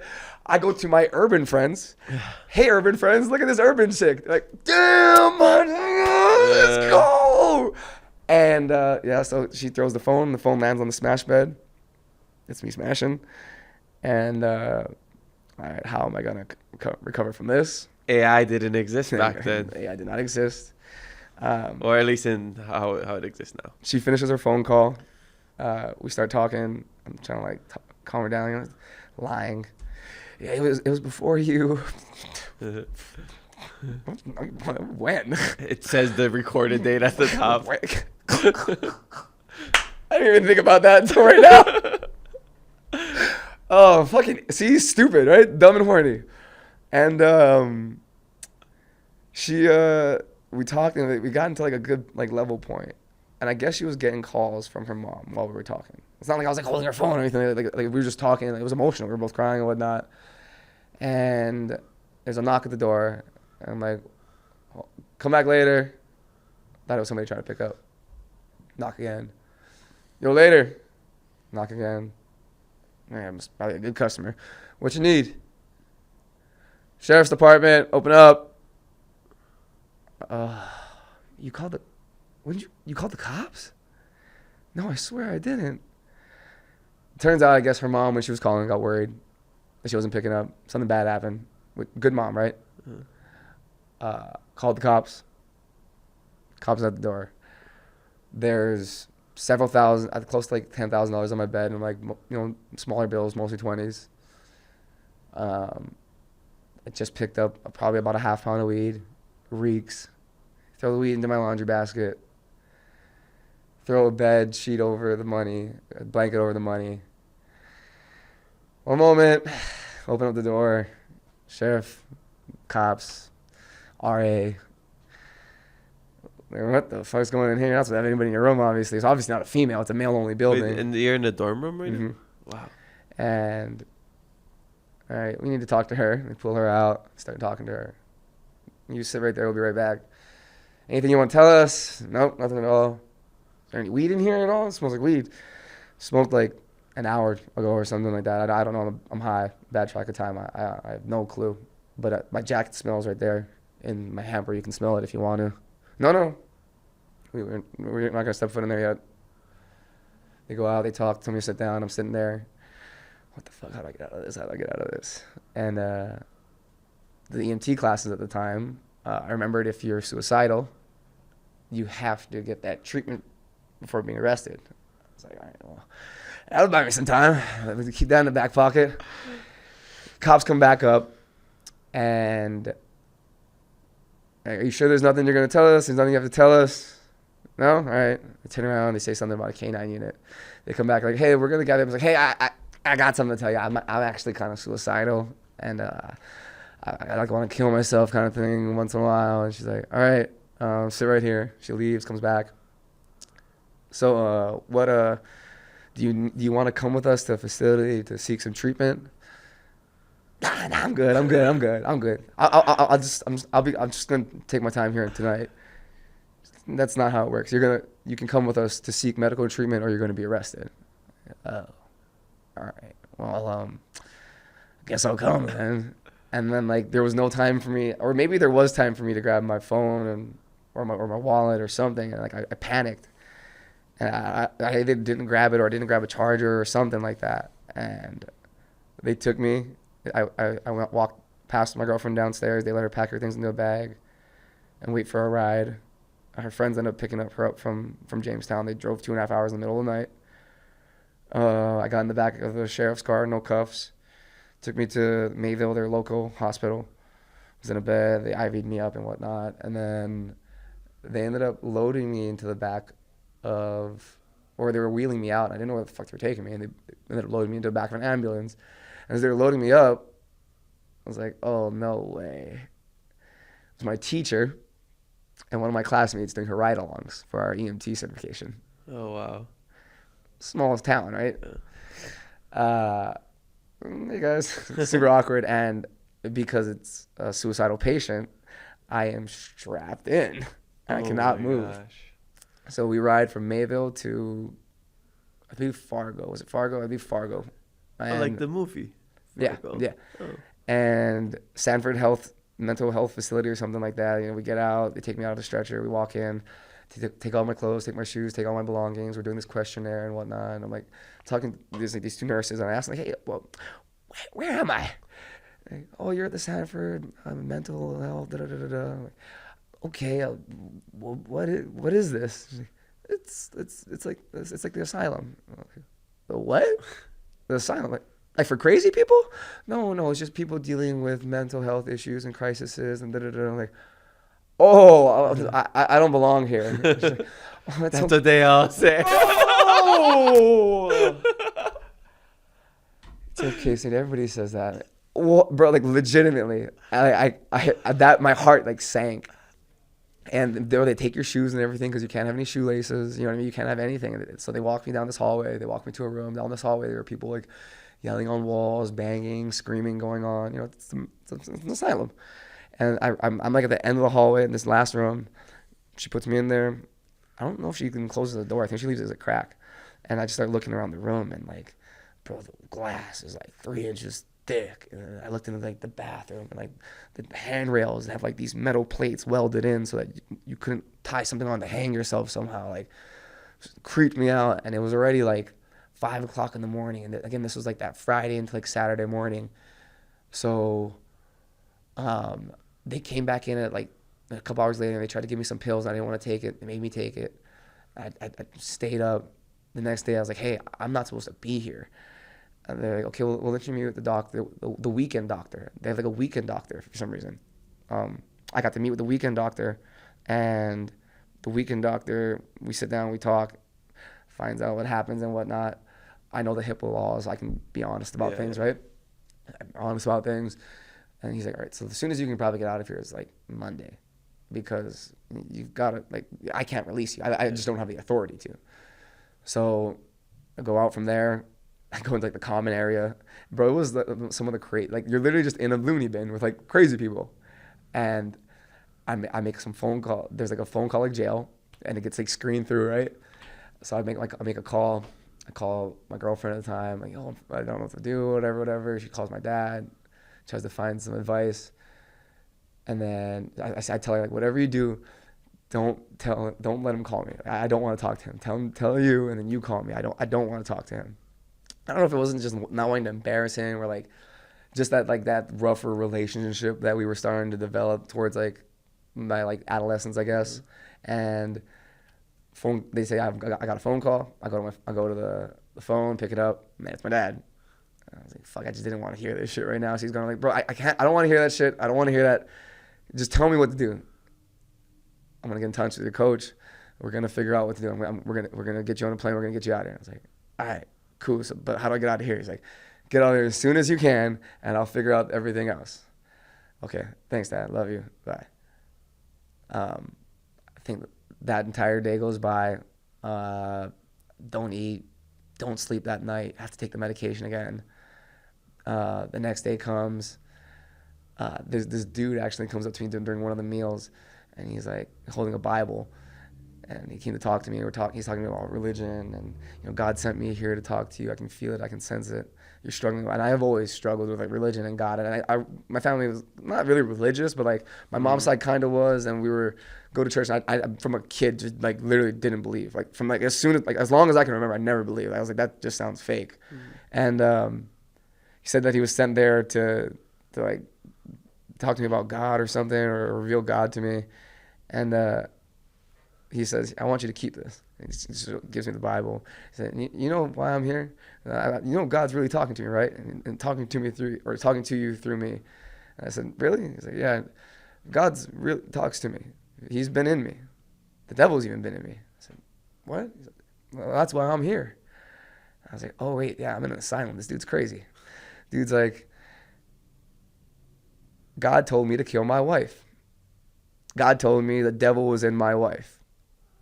So I grabbed the knife, went over to her, and I stabbed her, and I didn't stop until I could kill the devil, until God told me the devil was dead. But the devil was mighty powerful. The devil jumped up out of her and jumped up into me. And I would not disobey God. So you know what I did? Unbuttons his shirt, his gown, opens it up, and this dude's got, like, his entire thing is just a scar, basically. I stabbed myself over 4 dozen times. I killed the devil. Now I'm here. And I was like, okay, thanks. Appreciate it. Thanks for the Bible. Okay. So Sunday passes, Monday comes. I see my buddy again. He talks to me. He's like, can I get that Bible back? I was like, dude, he's like, somebody over there really needs it. I was like, all right, cool. So he takes the Bible. He starts to go pull the same act with somebody else. They get into a fucking crazy fight, and they kick him out of there, and he ends up in like this glass room next to us where we can see them, and it's like the extra loony bin where like there's like glass cubicles across like this big glass that we could all see them, and they're like hamsters in a cage basically. Wow. So that was wild. But I got to meet with the doctor that Monday. Said that they're gonna have to try to evaluate me one more day, and then maybe I can get out the next day. So it had been Friday, Saturday, Sunday, and Monday at this point. Still no sleep. Tuesday comes. They're letting me out. During that time that I was in there, my girlfriend had came down and come to see me. They let us go into the room.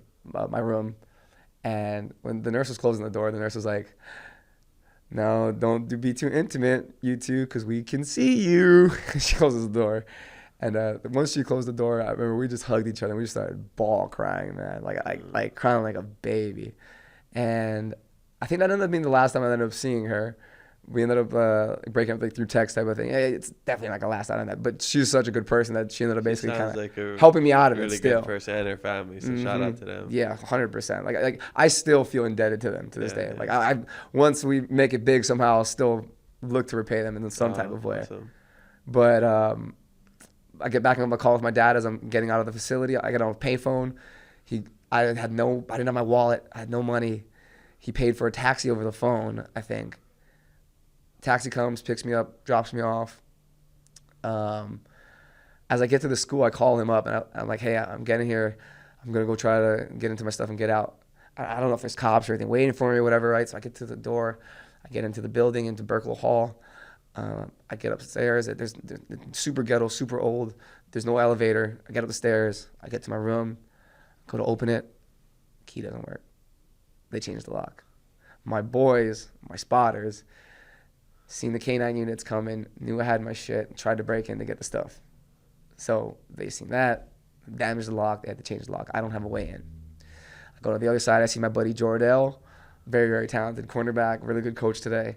I see him. I say, what's up? I go to the other side of the building. He's like, yo, you crazy. I can't believe you out. Go to see my buddy Wolfgang Danger. That's his real name. That's his Wolfgang Danger. At the time, he was the number 498 ranked pro wrestler in the world.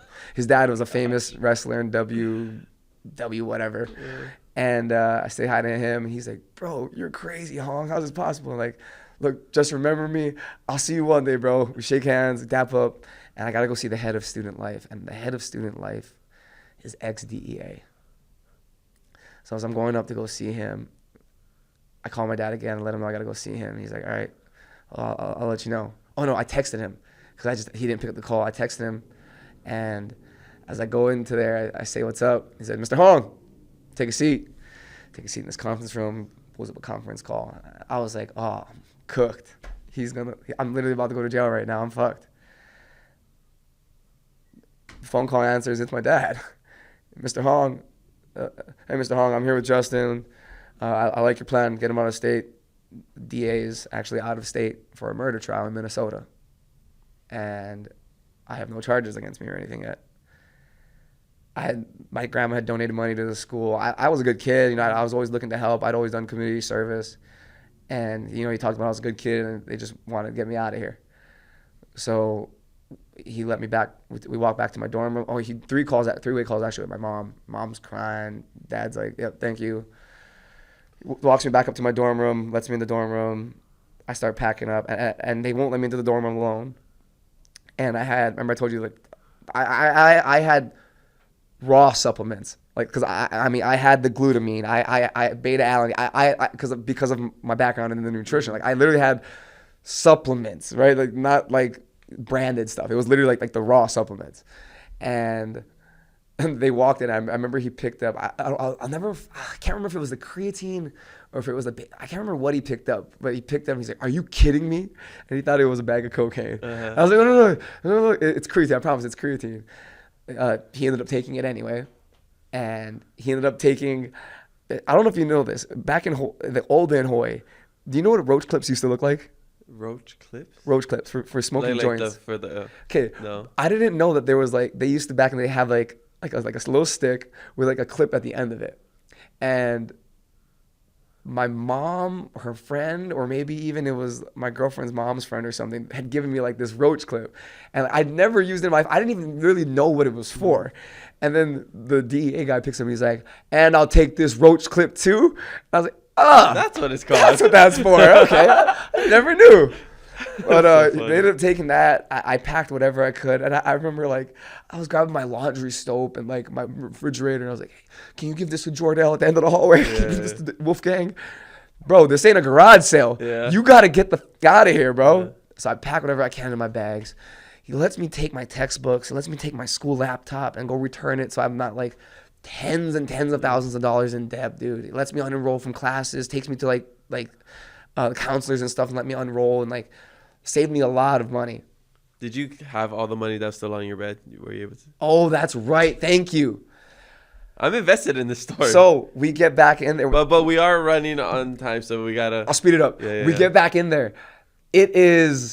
There's a note on my bed. There's a card, an official form thing, and it says it's like an investigation form or like a crime scene form or something. I can't remember exactly what it said, but it basically, it was actually a normal paper, and it said something like what they had to seize for possible drug preferring or drug relation or something like that. So they took all the money, they took the weed from the basket and everything like that. There was like notes where things were taken from and whatnot. But you didn't have any cocaine? Nothing, no drugs. Yeah. But I remember I had a little bit of money behind my mirror. So I was like, hey, can I change real quick? And they're like, yeah, go. We'll turn on. Come on, dude. Can I close my door? Can I change? We'll crack it and we'll let you change. All right, cool. Crack it. Grab the mirror. Yes! Money's still there. Pack up whatever I can. Load my bags. Dad gets me a taxi. Or no, I think I get my taxi. And when I book it, he books my flight because I have no money. I get on the taxi and it takes me to Fargo, I think. It takes me to either Grand Forks or Fargo because those are the two major cities, right? They take me to one of them, ends up being the wrong city. I'm at the other airport. So he's got to drive, now instead of half an hour one way, he's got to drive an hour the other way. Oh, taxi price is insane. I I'm at the airport. I'm going to try to speed through everything. I'm at the airport. My flight doesn't leave till the next day, and it's winter. The wind chill was like -30. So I ordered a big New Yorker at the time from Pizza Hut, just so I could have a pizza on my lap to hug a pizza while it was warm. And it was so cold that in the middle of the night, the airports aren't like LAX or something, right? Actually, LAX closes too, but the airport's closed. Like close at night. And I'm outside the airport freezing my ass off. Cop comes up. Uh-oh. I'm cooked. Like in my mind, I'm done. And he comes up. He tells me, hey, like, let me see your ID. I give him my ID. Reach out to my dad, like, yo, they were gonna run my shit. I'm probably fucked right now. Comes back, hands me his card. I have his card to this day. And he's like, let me know if you need anything. I'm not in the system. There's no charges. The DA is still out of state. I catch that flight out from North Dakota to Denver. In Denver, I'm walking to my gate. I see this dude. I'm like, no way. And everybody's just walking past him. And dude, it's him. Like, it's Stevie Wonder just sitting there, right? So like, I'm like, all right, I gotta go say hi to Stevie Wonder. So I walk up, like, hey, can I take? And he's got security. He's got like some girl. I don't know if it was his daughter. I think it was his daughter next to him. And I say hi to him and whatnot. Can I say hi? Can I take a picture? And he's like, yeah. And you know, he's supposedly blind, right? He's like, hey, are you from Hawaii? I was like, yeah. He's like, I could tell by the way you talk. And I have definitely broken my pidgin accent. It was a goal of mine growing up, and I hate that I did, but it was like my goal to speak white growing up, especially during my senior year. I'd done an interview, and my mom had yelled at me for basically, she said stupid, just pidgin, right? Local accent. Fast forward back to here, I'm with Stevie Wonder. We take the picture. I end up actually sitting next to his daughter on the flight. I noticed like her ring, she's got this fat diamond. I get from Denver to LAX. LAX flight doesn't leave till the next day. It closes, so I gotta wait outside. This is like, I think like day 5 or 6 without sleeping still. And on LAX, I was finally about to board. I'm going down to the catwalk or the walkway, whatever it's called, to board the plane. And I see we're in line and the police start going down it. And I was like, oh, no way. They got me. So I dipped out of line and I went to the bathroom. Called my dad. I'm like, hey, Dad, I think they got me. Like, there's police on the plane right now. I think they're waiting for me to like scan my ticket and board. So if I don't hit you that we're taking off, I'm probably in custody. So leave the bathroom. I'm like, seeing your dad. One of the last guys in line, scan my ticket. I'm walking down. I'm literally one of the last guys. So as we're getting to the plane and then like the circle area on the bottom, cop stops me. He's like, hey, step to the side. All right. I step to the side.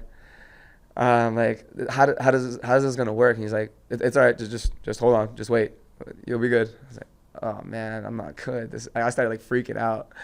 Out of nowhere, a freaking person just comes out on a wheelchair with the cops, and then they load him onto a stretcher and they take him out on a stretcher. So I take my seat, let my dad know I'm boarded. I'm good. I'm coming home. I think my mom picked me up at the airport that night. Like a day or two later, my friend ends up taking me to my girlfriend's house where all of my belongings are, because that's where I moved out to. Can't live there anymore, right? I get my stuff out. I mean, it's the last time I ever saw her. We hugged, we cried, and then went back to my mom's, and that was super tumultuous for like a month.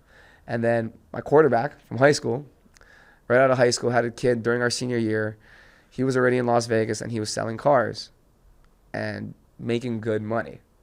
Even while I was in college, we would FaceTime and talk still. He was supposed to go to school with me there. Yeah. Take a scholarship off. This is the guy that was talking crap about you? Mm-hmm. Oh, so now you guys are cool? Oh, well, I thought. Oh, my gosh. So we're going to have another 3-hour conversation off the podcast. Yeah. I need to so he basically, he says, move out with me. I'll get you the job and whatnot. I working in car sales. I didn't have a license at the time.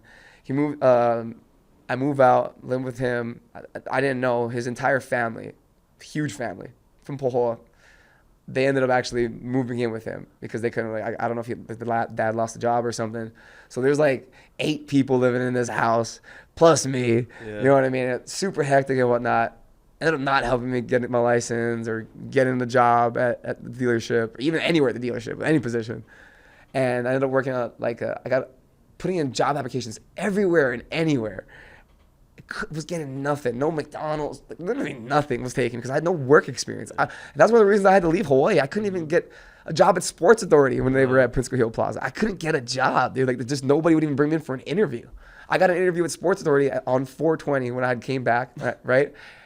I was so high that I took like 20-something caffeine pills. You can die from overdosing on caffeine. I had no idea. Was on so much caffeine that I was hallucinating. Oh my God. I legitimately thought I was gonna die in the interview, and somebody ended up taking care of me for like the entire night. But fast forward back, finally I get a job at Subway. I work at Subway. I get a job at Lifetime, really nice gym out here. And I start working on my comeback for football, doing my knee rehab finally, and getting back into shape and coming faster and stronger than I ever was, reaching out to junior colleges in California, setting things up. And then like it hit me like, I don't have, you know what, honestly, no. I got fired from Subway and I had to get another job. I feel like, I've been fired from every job I've ever had now that I think about it. Either fired or separated or something from literally every job I've ever had. And I was running. I don't know why. What? That's crazy, Justin. I would only eat the food in the freezer once in a while. And we smoke in the freezer, but I was a good employee. I was good at making sandwiches. Why does this sweet onion chicken teriyaki taste like weed? THC infused. I was doing it before anybody else. It's a meatball marinara. but they, I had woke up one day and I'd seen a buddy post that he was going to the Air Force, Ivan Akana. And I was like, you know what? That's super patriotic. I should be doing something like that. And I went down to the recruiting office the next day. The closest one was the Army one. And I went in.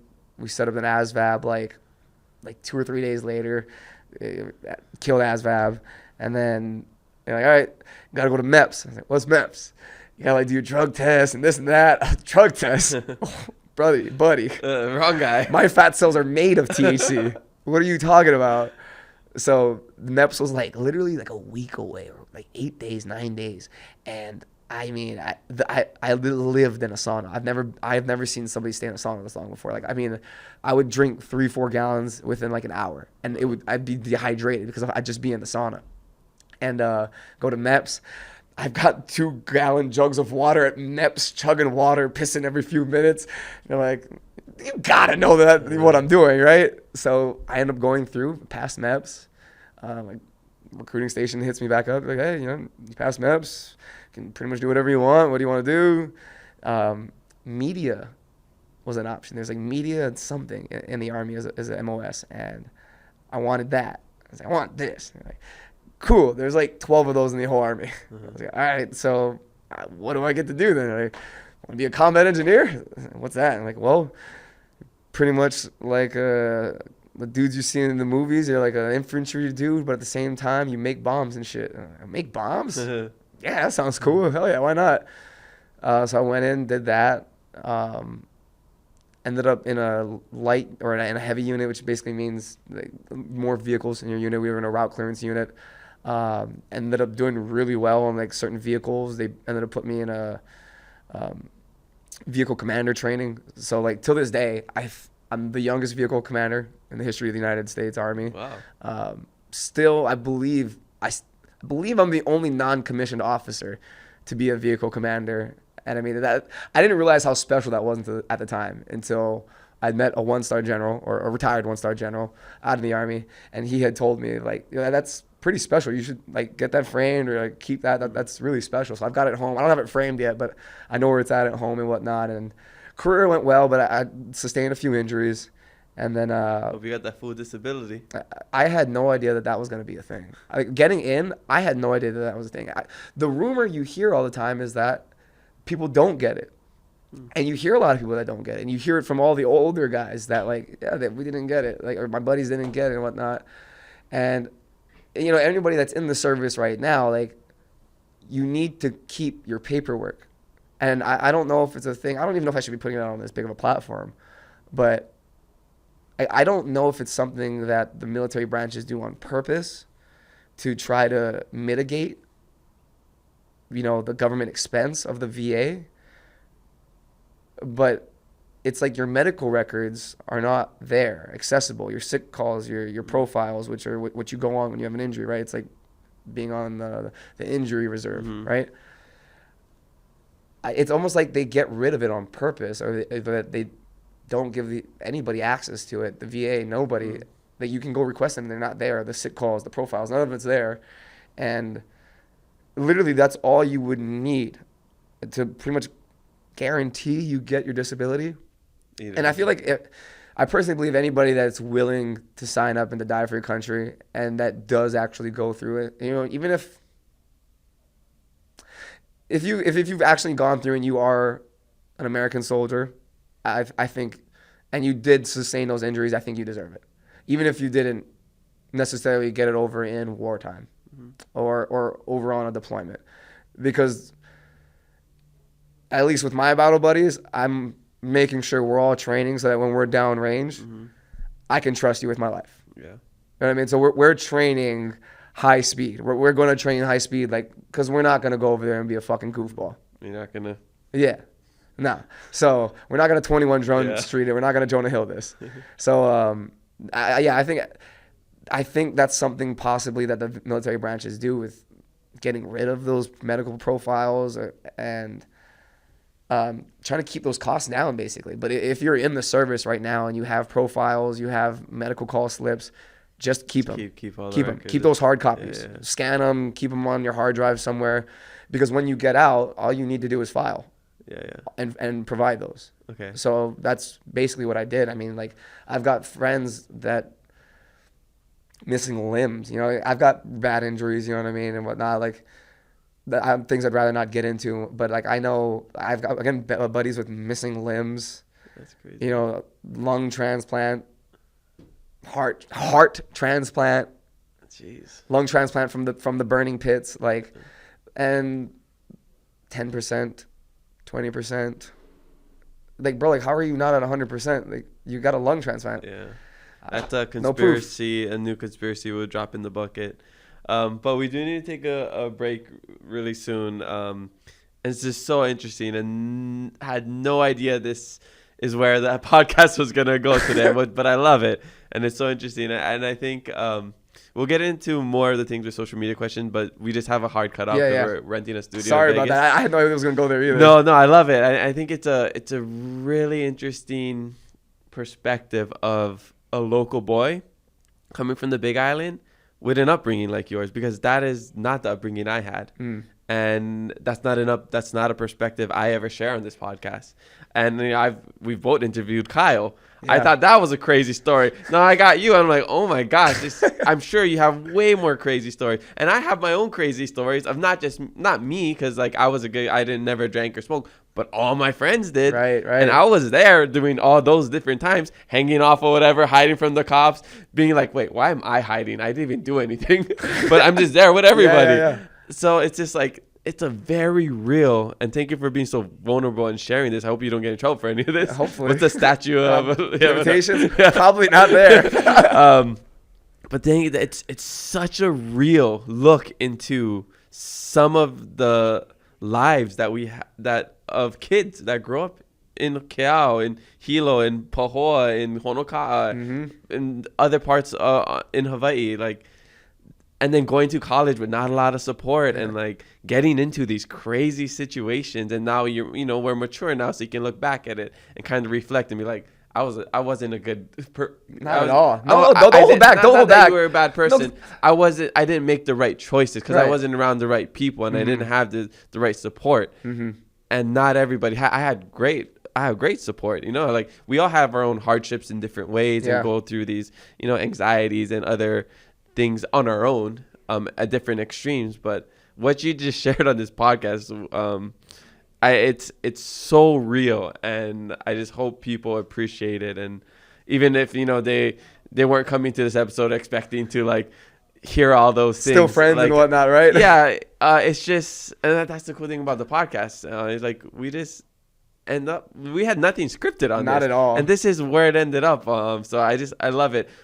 We'll get into everything after, but I just wanted to share that. Let's take a quick shishi break and we'll be right back. Perfect. Okay. After 175 years, some people still think we're just a ranch. And we just farm all day. What they don't realize is we wear many hats. And that's just how we roll. You just might see some old friends. Or make some new ones. So come hang with us Drive on out to the country. and get that epic snap. No matter what you're looking for, come discover where legends are made. All right, we're back from a quick shishi break. Mahalo to our drink sponsor, Harder's Hawai'i, here in Las Vegas. I mean, they don't sell here in Las Vegas, but that's okay because if you're not in Hawaii, you can get it on their website, harders.com, I believe. Let's see, hardershawaii.com, and use code KEEPITALOHA at checkout. You get 20% off and free shipping. So wherever you are in the world, you can try this just like us. It's your first time trying it, yeah? Yeah, it's pretty good. Yeah, it's good. I love the flavor. So how do they flavor it with no sweeteners, though? Magic. I actually don't know. Secret recipe, Usually right? It's like, I know like other drinks use like monk fruit or other, I don't know if it says that. But it's got 0 calories. Zero I've calories, always wondered how they do sweeteners, that. Yeah. Yeah, I don't see it. It's the Hawaiian water. I don't know. All right, so let's get into the social media questions, and maybe some of your other stories will come up through this. First one comes from the Screama. This person says, "Much love always, brother Justin and Kamaka. Thanks for inspiring us. I'll see you both soon." Do you know who this is? I think I've met. Yes, I think I met him before at honors, at an honors event, I think. Okay, because I was like, "You're gonna see us both soon." I was like, "Does he live here? Or he's gonna come to my card show or something?" But Probably anyways, optimistic. yeah. Okay. He says, "How did you know that making the move to Vegas from Big I was the right decision for you?" It wasn't. It was out of desperation. it was really like I had no other option back home. Yeah. Like I said, I could barely get job interviews. Like that Sports Authority interview was the only one I had out of like applications everywhere, Macy's, Foodland, KTA, like you name it, I applied there and did not get a job or an interview. Dang. And moving out here was like the same thing for the longest time. And And who did you move with your friend? with my friend. And so were you paying rent? I wasn't paying. I had literally no money. And the plan was that he was going to get me the job there. And I was more than happy to pull my weight in and pay. I love to pay over, like times what you give, especially if you're going to help me at a time where I could not do anything. And I've just been like that forever. Like, I've never come from much. I've always been in that position. And within like a month or so, the dad was like, so what, you got money? I was like, I don't. And I remember like, well, you get the job you said you were going to give me. I freaked out and like, I had just gotten a paycheck and like, it's at Subway. I was making $7.25 an hour. Yeah. You know what I mean? I was trying to save up to either get like a car or even like just even pay for the driver's test and whatnot and gas money. Yeah. And I think like within a month moved out, I needed my dad to help me out with renting in literally a room. I took my son there the other day, a little small room, like a ghetto old house, had the bike there. And it was not probably the right move. You know what I mean? Like I had to make it the right move. It was so not the right move that I had to move away. Like remember, I wasn't just here. I had to leave, go to the army, go around the world, do a lot of crazy stuff. And then the decision to come back was I got that promise again from him. Now that I think about that, probably fool me once, fool me twice should have been on my mind, but it wasn't. I just believed he was my friend. Yeah. I'll drop a nugget in there. He ends up sleeping with my girlfriend, who ends up being the mother of my son. Oh. Well, while we're together, obviously. Dang. So that's a foreshadowing. But yeah, Freaking local boys in our Hawaii. Why do we do these things? Who knows? You're guilty of it. He's guilty of it. I did it. Not the specific thing. I'm saying just doing these crazy things that we do. I did worse. You did. Look at my cousin's Kavai's graduation party, right? At Kavai's graduation party. Oh my God, it's so bad. Lord forgive me. We're drunk, right? Smoking as well. And his girlfriend at the time is like, I didn't realize it, but like showing me interest. And we're like sitting on like me and him on a swing, and she's like sitting across from her. And he's like wasted. He's like, "You're looking at him, huh?" And I was like, "What? What's going on?" He's like, "You want him, don't you?" And like literally out of nowhere, mid conversation, we're just having a normal conversation, and she's like, she doesn't answer, she doesn't say anything. And then I notice she starts biting her lip. And then it starts to like, kind of click at that point. And he says, "Why don't you suck his dick?" And I don't know how graphic I should get on this podcast, but it starts to escalate to the point where we get inside and it's about to be a threesome. But he passes out. and then it ends up being a twosome. And your cousin was cool with this after? I did not talk to him from like almost a year after that. And he was literally like my brother. First cousin, mom and dad are brother and sister. Dang. Grew up, I lived on Kaloli 30th. He lived on Paradise 30th. Like we literally with 0.62 miles, we measured it from our houses. And yeah, it ruined our relationship for a little bit. But you guys are cool now? Oh, yeah. Something you just laugh at now? Not necessarily laugh at, but like we're so close over our lives. And like we've known the difficulties and some of the traumas that we've both dealt with in our lives. That like I would share, but like society is so funny with like just how they respond to it. Yeah. Especially I've got a lot of urban friends, right? It's funny how that side of society reacts to vulnerable moments. Yeah. Well, I mean, I would say, and I'll add, I mean, your podcast, you guys get into a lot more than we do. We're a little bit more wholesome just because of me.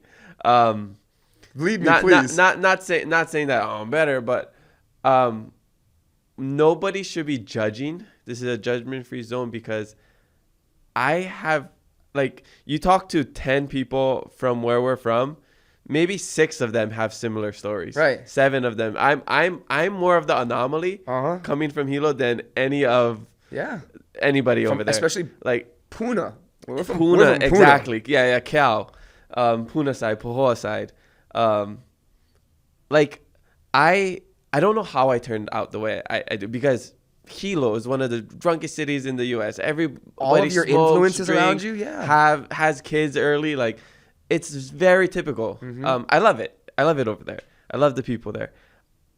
I was the only one out of my whole friend group that never drank, never smoked, and it's because of like all my friends did stuff like that. So I saw him like, I don't want to do that. I don't want to get drunk and make these decisions. So that's a big reason why I don't do it. But you are just one of my friends. That one of the thousands of people I've known in Hilo. And that's why it's important that you're sharing these things. Because like, I don't know how I ended. I don't have stories like this. Wait, and you know what's so messed up about it? I was that guy. I was the one where like, I had an 8 o'clock bedtime. It got extended to 8:30 when I was like a sophomore in high school. Like my mom didn't let me go out and do things. When George would take me out to do workouts, when I had to be home by like 6:30, we'd go to McDonald's afterwards. And my mom, barefoot out the house, sprinting to go run and scrap to George. Swear to God, like he was scared of my mom. My mom was a banger, bro. Yeah. Dude, I seen her once run through our screen door when she found out one of her boyfriends was cheating on her. Sprint across our cinder driveway, dive next to a fire pit, tackle him off a chair, and then like just start ground and pound. Like she was a boss. Yeah. But like to do what you've done and like to see that's where I was. Like, I was the goody two shoes, and I always told myself I'm never gonna fall into that. And then just like the first chance I guess that I got of freedom maybe, I started to fall into it. Yeah, but it happens. It's like. You are not alone, is what I'm saying. Yeah. Like, and for you to do that, that's not just intelligence. That's wisdom, right? Being able to learn from others' mistakes. I just knew who I was very early and like knew what I liked to do. And I guess I was a little bit in a bubble because I went to school at Hawaiʻi.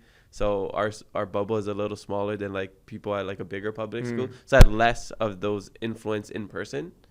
So like my best friends were all from like sports and stuff. So I would play sports, and then I think about the time when I guess everybody was drinking and doing that stuff. I was a little part of it, but then I moved to Oahu by myself. So I was a little bit more you're like set already into like those morals that you've already built, but right? I think I didn't know as well. Like I'm at some point, like I'm in college, I'm like, wait, people are like having sex? Like people are drinking, people are doing drugs? Like I think I didn't know that. I was kind of like ignorant to all of that. I was like so focused on, I don't know, just the stuff that I was doing in sports and video games. Right. So I was like, wait, this is the real world? Like, oh no, this is normal. This is what everybody's doing. I'm not. But why did you, like, so for me, like that happened to me at the end of high school, like into college too. But it was like, why did you, there was no curiosity. Like that's what happened to me basically. It was like, oh, I can do that too? I can have sex too? Like I was 4'11" when I got to high school. I was short, fat, and then I hit like that glow up. And then I grew to like 5'10" or whatever, and lost all the weight. And like I started being able to get girls and whatnot. And I was like, oh, you can have sex with girls? Drinking? I'll drink to have sex with girls, whatever. How did you not fall into any of those temptations? I mean, I'm always curious, and I wonder, but I guess I just never saw it in front of me. Like I never, and then once I did around like when I was on Oahu and seeing all these things, I was just like, what's the point of it? Like I saw people dating, I'm like, they're just gonna break up. Like what's the chance you guys stay together? And like, oh, this person doesn't want to go to college because now they're in a relationship, then they end up breaking up, and like, oh man, I wish I would have went to college on that full ride scholarship. And so I just saw I had a very like mature mindset of like I wasn't in a rush to do anything. I just wanted to like make sure I had everything on my like settled and everything. I think some of it was anxiety as well, social anxiety, and I grew up in a really religious household. Even like my brother would always get in trouble. Like he would get in trouble for like smoking weed and stuff like that. And, but did you always have? But I was the one who would like cover up for him and stuff like that. But you always had this level of intelligence, then, right? I think I think it was a mixture of like early maturity. You can kind of like just see how things operate, right, and like break it down. Yeah. I was very observant. That's why I would go to parties sober, and I would just watch people. Right. Not in a creepy way. I would just stare at people. No, I think my sophomore year of high school, I would not hang out with anybody at recess and lunch. I would go to H building, second floor, Miss K's room, and I would read the dictionary. Oh my gosh. I spent nerd alert. Almost a semester reading the dictionary every recess and lunch. Yeah. It's just so interesting, and like that's the crazy thing about having kids is that, and my parents always say this, like, because they get compliments on like, you know, people that, oh, your son's Kamaka, and like, or my younger sister Kanoe, she's also done some really good things too, and they're like, wow, you raised such good kids. And my mom always says like, man, you don't know like how they're gonna turn out. Like we all have the same upbringing, but me and my siblings are different, right? Wait. What does your brother do? My older brother, he was in the Coast Guard. Okay. Well, you said your mom, you're Kamaka. I mean, like, of course, obviously, I'm the golden child of the family. Let's not sugarcoat it. Kanoe's the silver child, and the rest of my siblings are, you know, they're my siblings. They're there. We love them. They got great personalities. My sister's a great mother, you know, like, and I'm not saying that as a joke. She's a great mother, you know, and my stepsister's a great mother. My brother's a great father, and my little brother Ku, he's the youngest, and he's doing great. The joke is that they're more than that. But the joke is always I'm the golden child of the family, which we know that. But yeah, it's crazy. You never know how it's gonna turn out. Like I was around I tell you right now, like my friends that I grew up, they have stories just like yours. Yeah, and a lot of times worse, dude. And probably like, worse. Yeah. Don't get me wrong. Like there are some that I no longer go to therapy because there was too many downsides to upsides to it to me. Yeah. Everybody's got their own experience. Sometimes there's more beneficial than it is for others. There are things that I cannot share on this podcast, right? Because of the type of platform it is, the content. Things that I can't even share too. Exactly. Yeah, whether that's about me or people I know. And we still ended up here. Yeah. And we're still crushing it in our own ways. Yeah. We could talk. We need a lot more time, but we really don't have any more time. We got a hard cutoff over here. So let's try to rapid fire through these questions. Next one comes from Ren Kimura. This person says, "How much backup do you have when visiting Oahu?" How much backup do you have when visiting Oahu? Was that a threatening question? Wait, I think that was a threat. I guess I never really like vetted this backup, question. Was that the actual question? I don't really, answer it however you interpret it. But I mean, it sounds like a threat. Check. I mean, look, I think a lot of people get the wrong idea from the podcast because of so much of it is like comedy and like trolling and whatnot. Yeah, right? Talking about high water. No, wait. Oh, I know high water. Yeah. Wait, ask me the other one. Kylie Park. No. The other one. Related. Who is? Who is Leva? Who? Jordan? Who's Leva? Tano? Who's Leva? Sorry, Lava. I am Lava. The other musician. Lava. This guy's a clown. Who's that?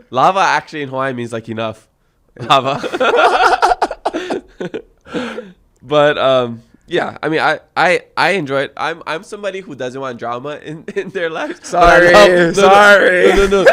But I love watching it. Like I love it. I love all the gossip. I love like getting the tea. Oh, okay. I'm just somebody who's just like, ooh. Tell me. So why did Leva act like he knew I didn't exist? Oh, Leva? Yeah. He act like I didn't exist, or he didn't know I knew who I was. On our podcast. Yeah, what was up with podcast. that? I remember you messaged me. Bro, because we literally DM'd back and forth. And we were talking about him coming on. And granted, it could have been before you guys recorded or after you guys recorded. I thought it was just a weird shot to take. Like, wait, who? Oh, that guy. Yeah, well, because I know Raleigh, but I don't know who that is. I think he... From Big Island? Come on, Big Island. Well, I think he was going through a lot in that episode, so he's emotional. And you obviously can see he's hurting in that, so he's probably very defensive. Yeah, of course. So I think, even the small jokes kind of comes with more of a defense mechanism. Oh, and I act like a bitch when I reacted to it. I remember you messaged me about it. I was like, live when I'm talking like this, I didn't notice it until you told me. I sent you a screenshot? And then I it was like a screen recording? Yeah, and then I went to that part and I was like, wow, that totally just like went over my head. Okay. But like you said, there's probably nothing behind it. Like if we were face to face. Yeah. But that's how I am with everybody. We just take things personally. I don't like beef. I don't like beef with anybody. I like to shake everybody's hand and be cool and just laugh with everyone. Yeah, as we should. People just take it a little bit too seriously. Yeah. And I think this was a joke because there was a laughy face emoji at the end. It's like, how much backup do you have when visiting Oahu? So I was like, shit. I wanted to go back home too. Now I kind of go to Oahu. Yeah.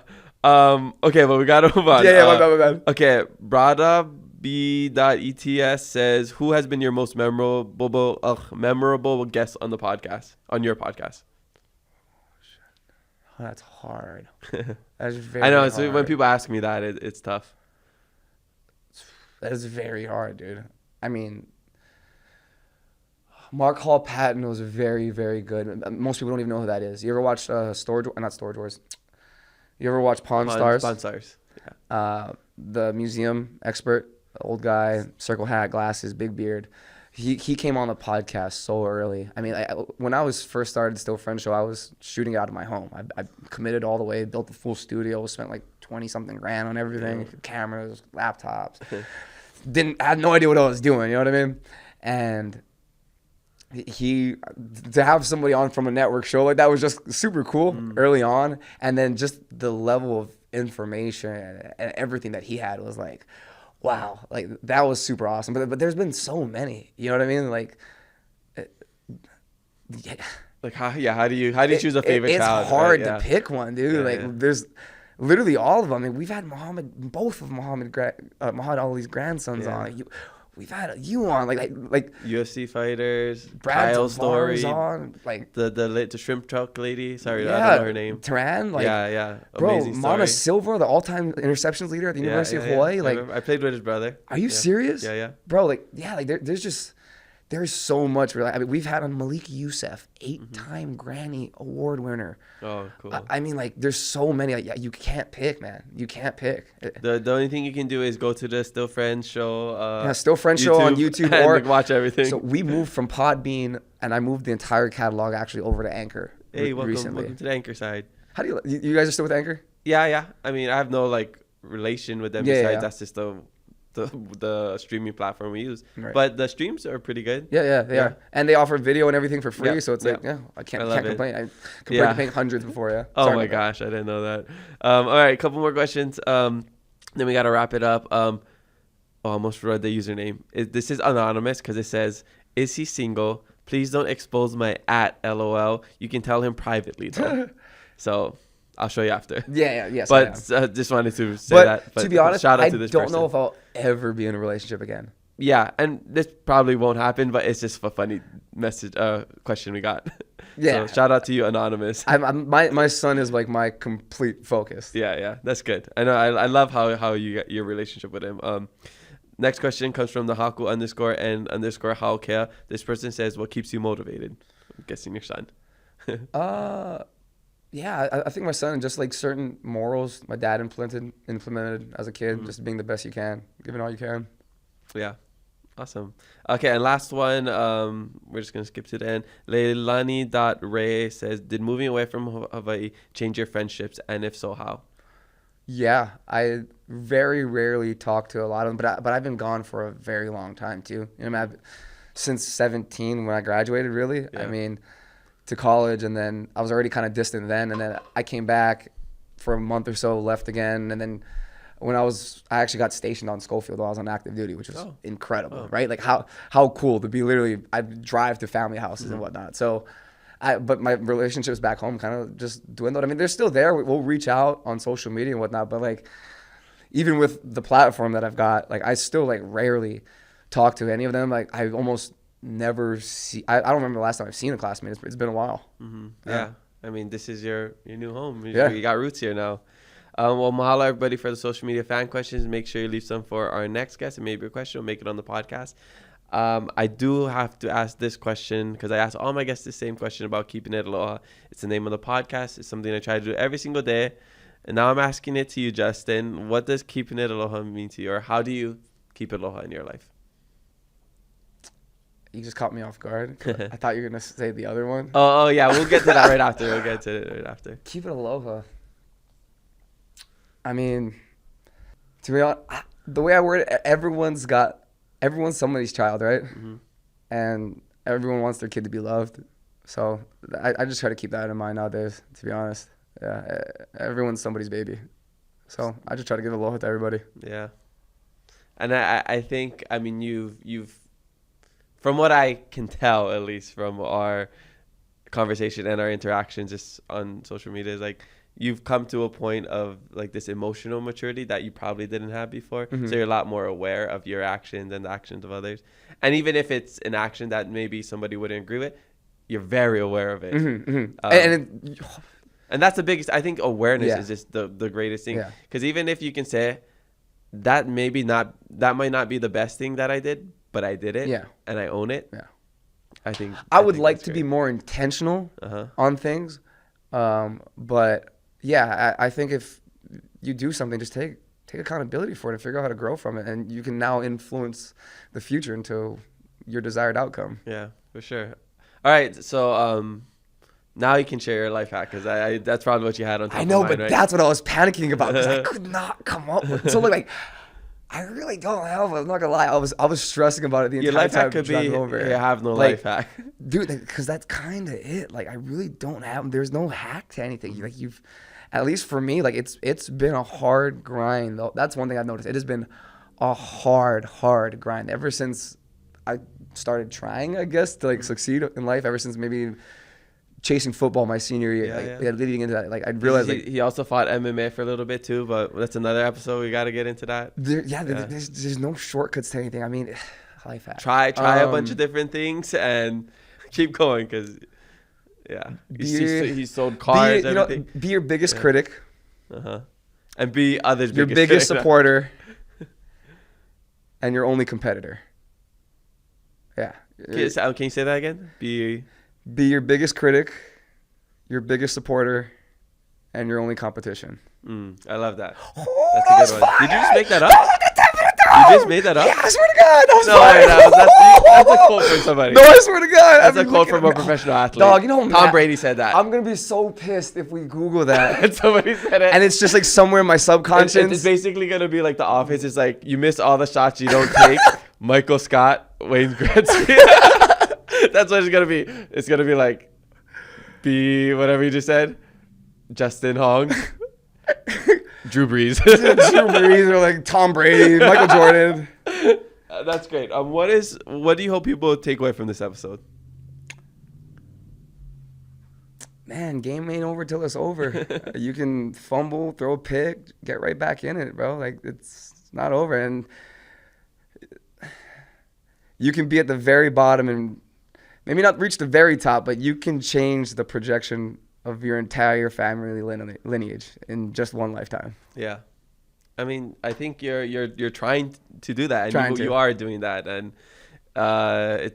you're taking a lot of different routes to get there, but you're still getting there. A lot of detours. Some people don't even try. Yeah. And here you are, and I love what you're doing with your podcast as well, and I'm a big supporter of you and all the things that you do. I know I'm kind of speeding through everything right now. My fault. No worries. Please. No, we love it. If this was back at our studio, this would be a 3-hour episode easily. So I'm gonna try to combo some things just so we can save time. I have my last fast fave 5 questions. These are rapid fire answers, but we also open Pokemon cards at the end of the podcast. So we're gonna do both at the same time. Let's do it. When's the last time you ripped these? I have never opened a pack of Pokemon cards in my entire life. That's crazy. I was a Yu-Gi-Oh guy. I was Yu-Gi-Oh too. I used to steal Yu-Gi-Oh cards from Walmart, and I got in trouble, and that's why I've never stolen anything ever. So. Talking about Macy's, I stole from Macy's in Prince Hill Plaza and got banned until I was 18. Which one do I grab? Anyone. Okay. So I'll rip, and I'll give you 2 more so you can go rip with your son. Oh, that's interesting. Okay, so last fast fave 5 questions. Favorite Hawai'i snack? Oh my goodness. Yeah. I'll rip this in. Oh, dude, that's so hard. Like anpan, kulolo, like haupia. I can't answer one. That's hard. Okay, so that's an answer though. So we got that. Okay. Favorite guilty pleasure. As I reveal this, I'm gonna guess. I like to guess the energy. Let's go darkness. Oh, leaf. Okay. This goes up. This goes up. So the back one you put on the side, Okay. and then the last one it's just an energy card. So I like to guess the color. What's the energies? There's basic colors and Red.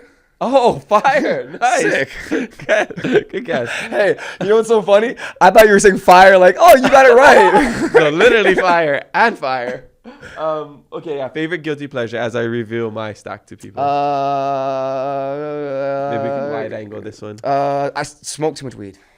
So that's your guilty pleasure. I do that too. Do I do that? Oh, nice. I got a full art card. Who's that? Oh.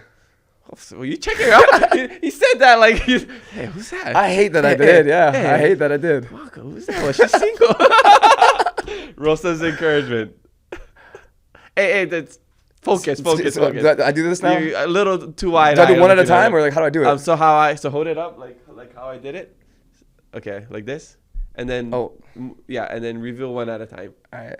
Okay, and we'll see how good you are at multitasking. Favorite travel destination. I don't travel. Hilton Waikoloa Village. You get those bands, yeah. You go to school, you're like, I'm so cool. Okay, favorite way to recharge. The good hits are gonna be in the back, so right. You got a couple more. Favorite way to recharge. Favorite way to recharge. I pretty much just cuddle with my son, hug my son. That's so cute. You know you're gonna have more girls slide into your DM after that answer. Okay, let's see what you got. One more. Keep revealing and see. One more after that. Okay, so you got cooked.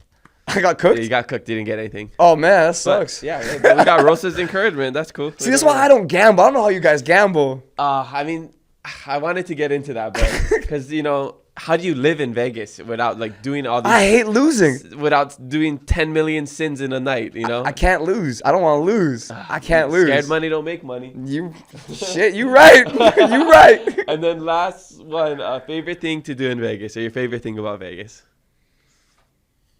My favorite thing about Vegas is how many Hawaiians there are here. How many people from back home there is. It makes you feel like you're at home. It's the only way I could probably survive here and thrive. Wow. Yeah. I mean, Raleigh. I've survived other places, but like the only reason I can thrive here is because our community is here. Seriously, nothing like the people back home. There's nothing like Hawaii till this day. I love that, and I agree. All right. We do. I forgot that we had to do a secret word or phrase before we wrap up. So for our giveaway that we're doing, which is a crazy giveaway, World Cup tickets, travel. What? It's Bro, insane. Kamaka's so giveaway. big time, y'all. Insane giveaway. It's all our partners. So I need like a secret word or phrase so that people can email my assistant to get extra entries into the giveaway. So if you can think of something. Does it have to be English? It could be whatever's. Guadalupe comes to mind. Guadalupe? Is that a stripper that you met at, what is it called? What is it? Sapphire? Is that? Oh is that my what God, no. So I've worked in Sapphire a little bit, but I worked a lot in the Peppermint Hippo. Okay, I don't know that. I just know Sapphire. They were mentioning Sapphire. That's the only one I know. The Peppermint Hippo. The Peppermint Hippo. Yeah. So look, never mind. We got 2 minutes left. Yeah, never mind. Okay, that's for next episode. So email Guadalupe to Nicole@keepitaloha.com if you're still watching at this point, and you get an extra 10 entries into the biggest giveaway. we're probably doing this year. I don't know. Maybe at the end of the year we'll give away a car. I don't know. Jesus. Maybe we'll partner with Finlay Toyota. that would be awesome. Maybe Justin will sell you the car. Before we do get out, I do want to say that what we talked about, the Hawaii spirit being here, the Aloha spirit being here, that's exactly what we're building over at the Boulevard. You know, where you came down. I mean, everything that Raleigh got there first when he acquired Honors Brand. And very shortly after, he invited me down there to start shooting the podcast down there. He wasn't a part of it or anything, just seen the potential in it and wanted to kind of give us an opportunity for me to not shoot it at my house. Shout out to Honors. So Honors Brand down there, Skimo's Coffee, The Shack, Uppermost Jiu-Jitsu, King of Hearts Tattoo, Turan, Kilakine Shrimp. That whole ecosystem has built into what we've done over at the Boulevard. So I just wanted to shout them out. And if you guys are in Vegas, go check out the Boulevard on South Las Vegas Boulevard, 9175. There's so much going on down there. We do a lot of events and hopefully looking to do more. And really want to get back home with you. Again, congratulations on everything you've built, bro. This is incredible. It's amazing. You're going to go down in history books. You know what I mean? Could you have ever imagined all of this when you first started? I tell people I'd never imagined I'd be here. Didn't exist growing up. So we're kind of just paving the path for others. You're a trailblazer, bro. Yeah. A pioneer. Yeah, I'm going to be like the WNBA women who was like, I thought getting paid $40,000 a year was high, and now these new ones are coming and getting drafted in, making millions. Yeah. So I'm going to look back and be like, man, back in my days, we could only get sponsorships for this much. But you guys are... No, I'm just joking. But yes, mahalo for all of, your support and your just positivity, your energy. Yeah, thank you for having me, man. I love it. A huge honor. I really wish we had more time. Same. But it's the circumstances with the I'm Keep It Aloha I'm super grateful. On the road. Yeah, thank you for sharing your story. Is there any last thing you want to share before we wrap up? If not, tell us where we can find you. You know what? Like I said, I've always had a hard time with religion and God. And if you aren't religious or you're not there, don't stop working towards it and finding it. And it's out there for you. Yeah. It's a work in progress. Everybody's on their own journey. Yeah. Where can we find you? You can find me _ Justin Hong on Instagram, Still Friend Show on Instagram, on YouTube, on Spotify, and you can always find us down at the Boulevard, 9175 South Las Vegas Boulevard. Go check them out, and I'm sure maybe we'll go get food after this, talk more stories, finish the other stories that you didn't get to tell. Mahalo, Justin, for joining us on the Keep It Aloha podcast. Spread love, be kind to one another, and mahalo for listening to us today. We have new episodes every Thursday, so make sure you follow us and leave a review. I'm your host, Kamaka, and remember to always keep it aloha. And shout out to the Pod Place. Beautiful studio here in Vegas.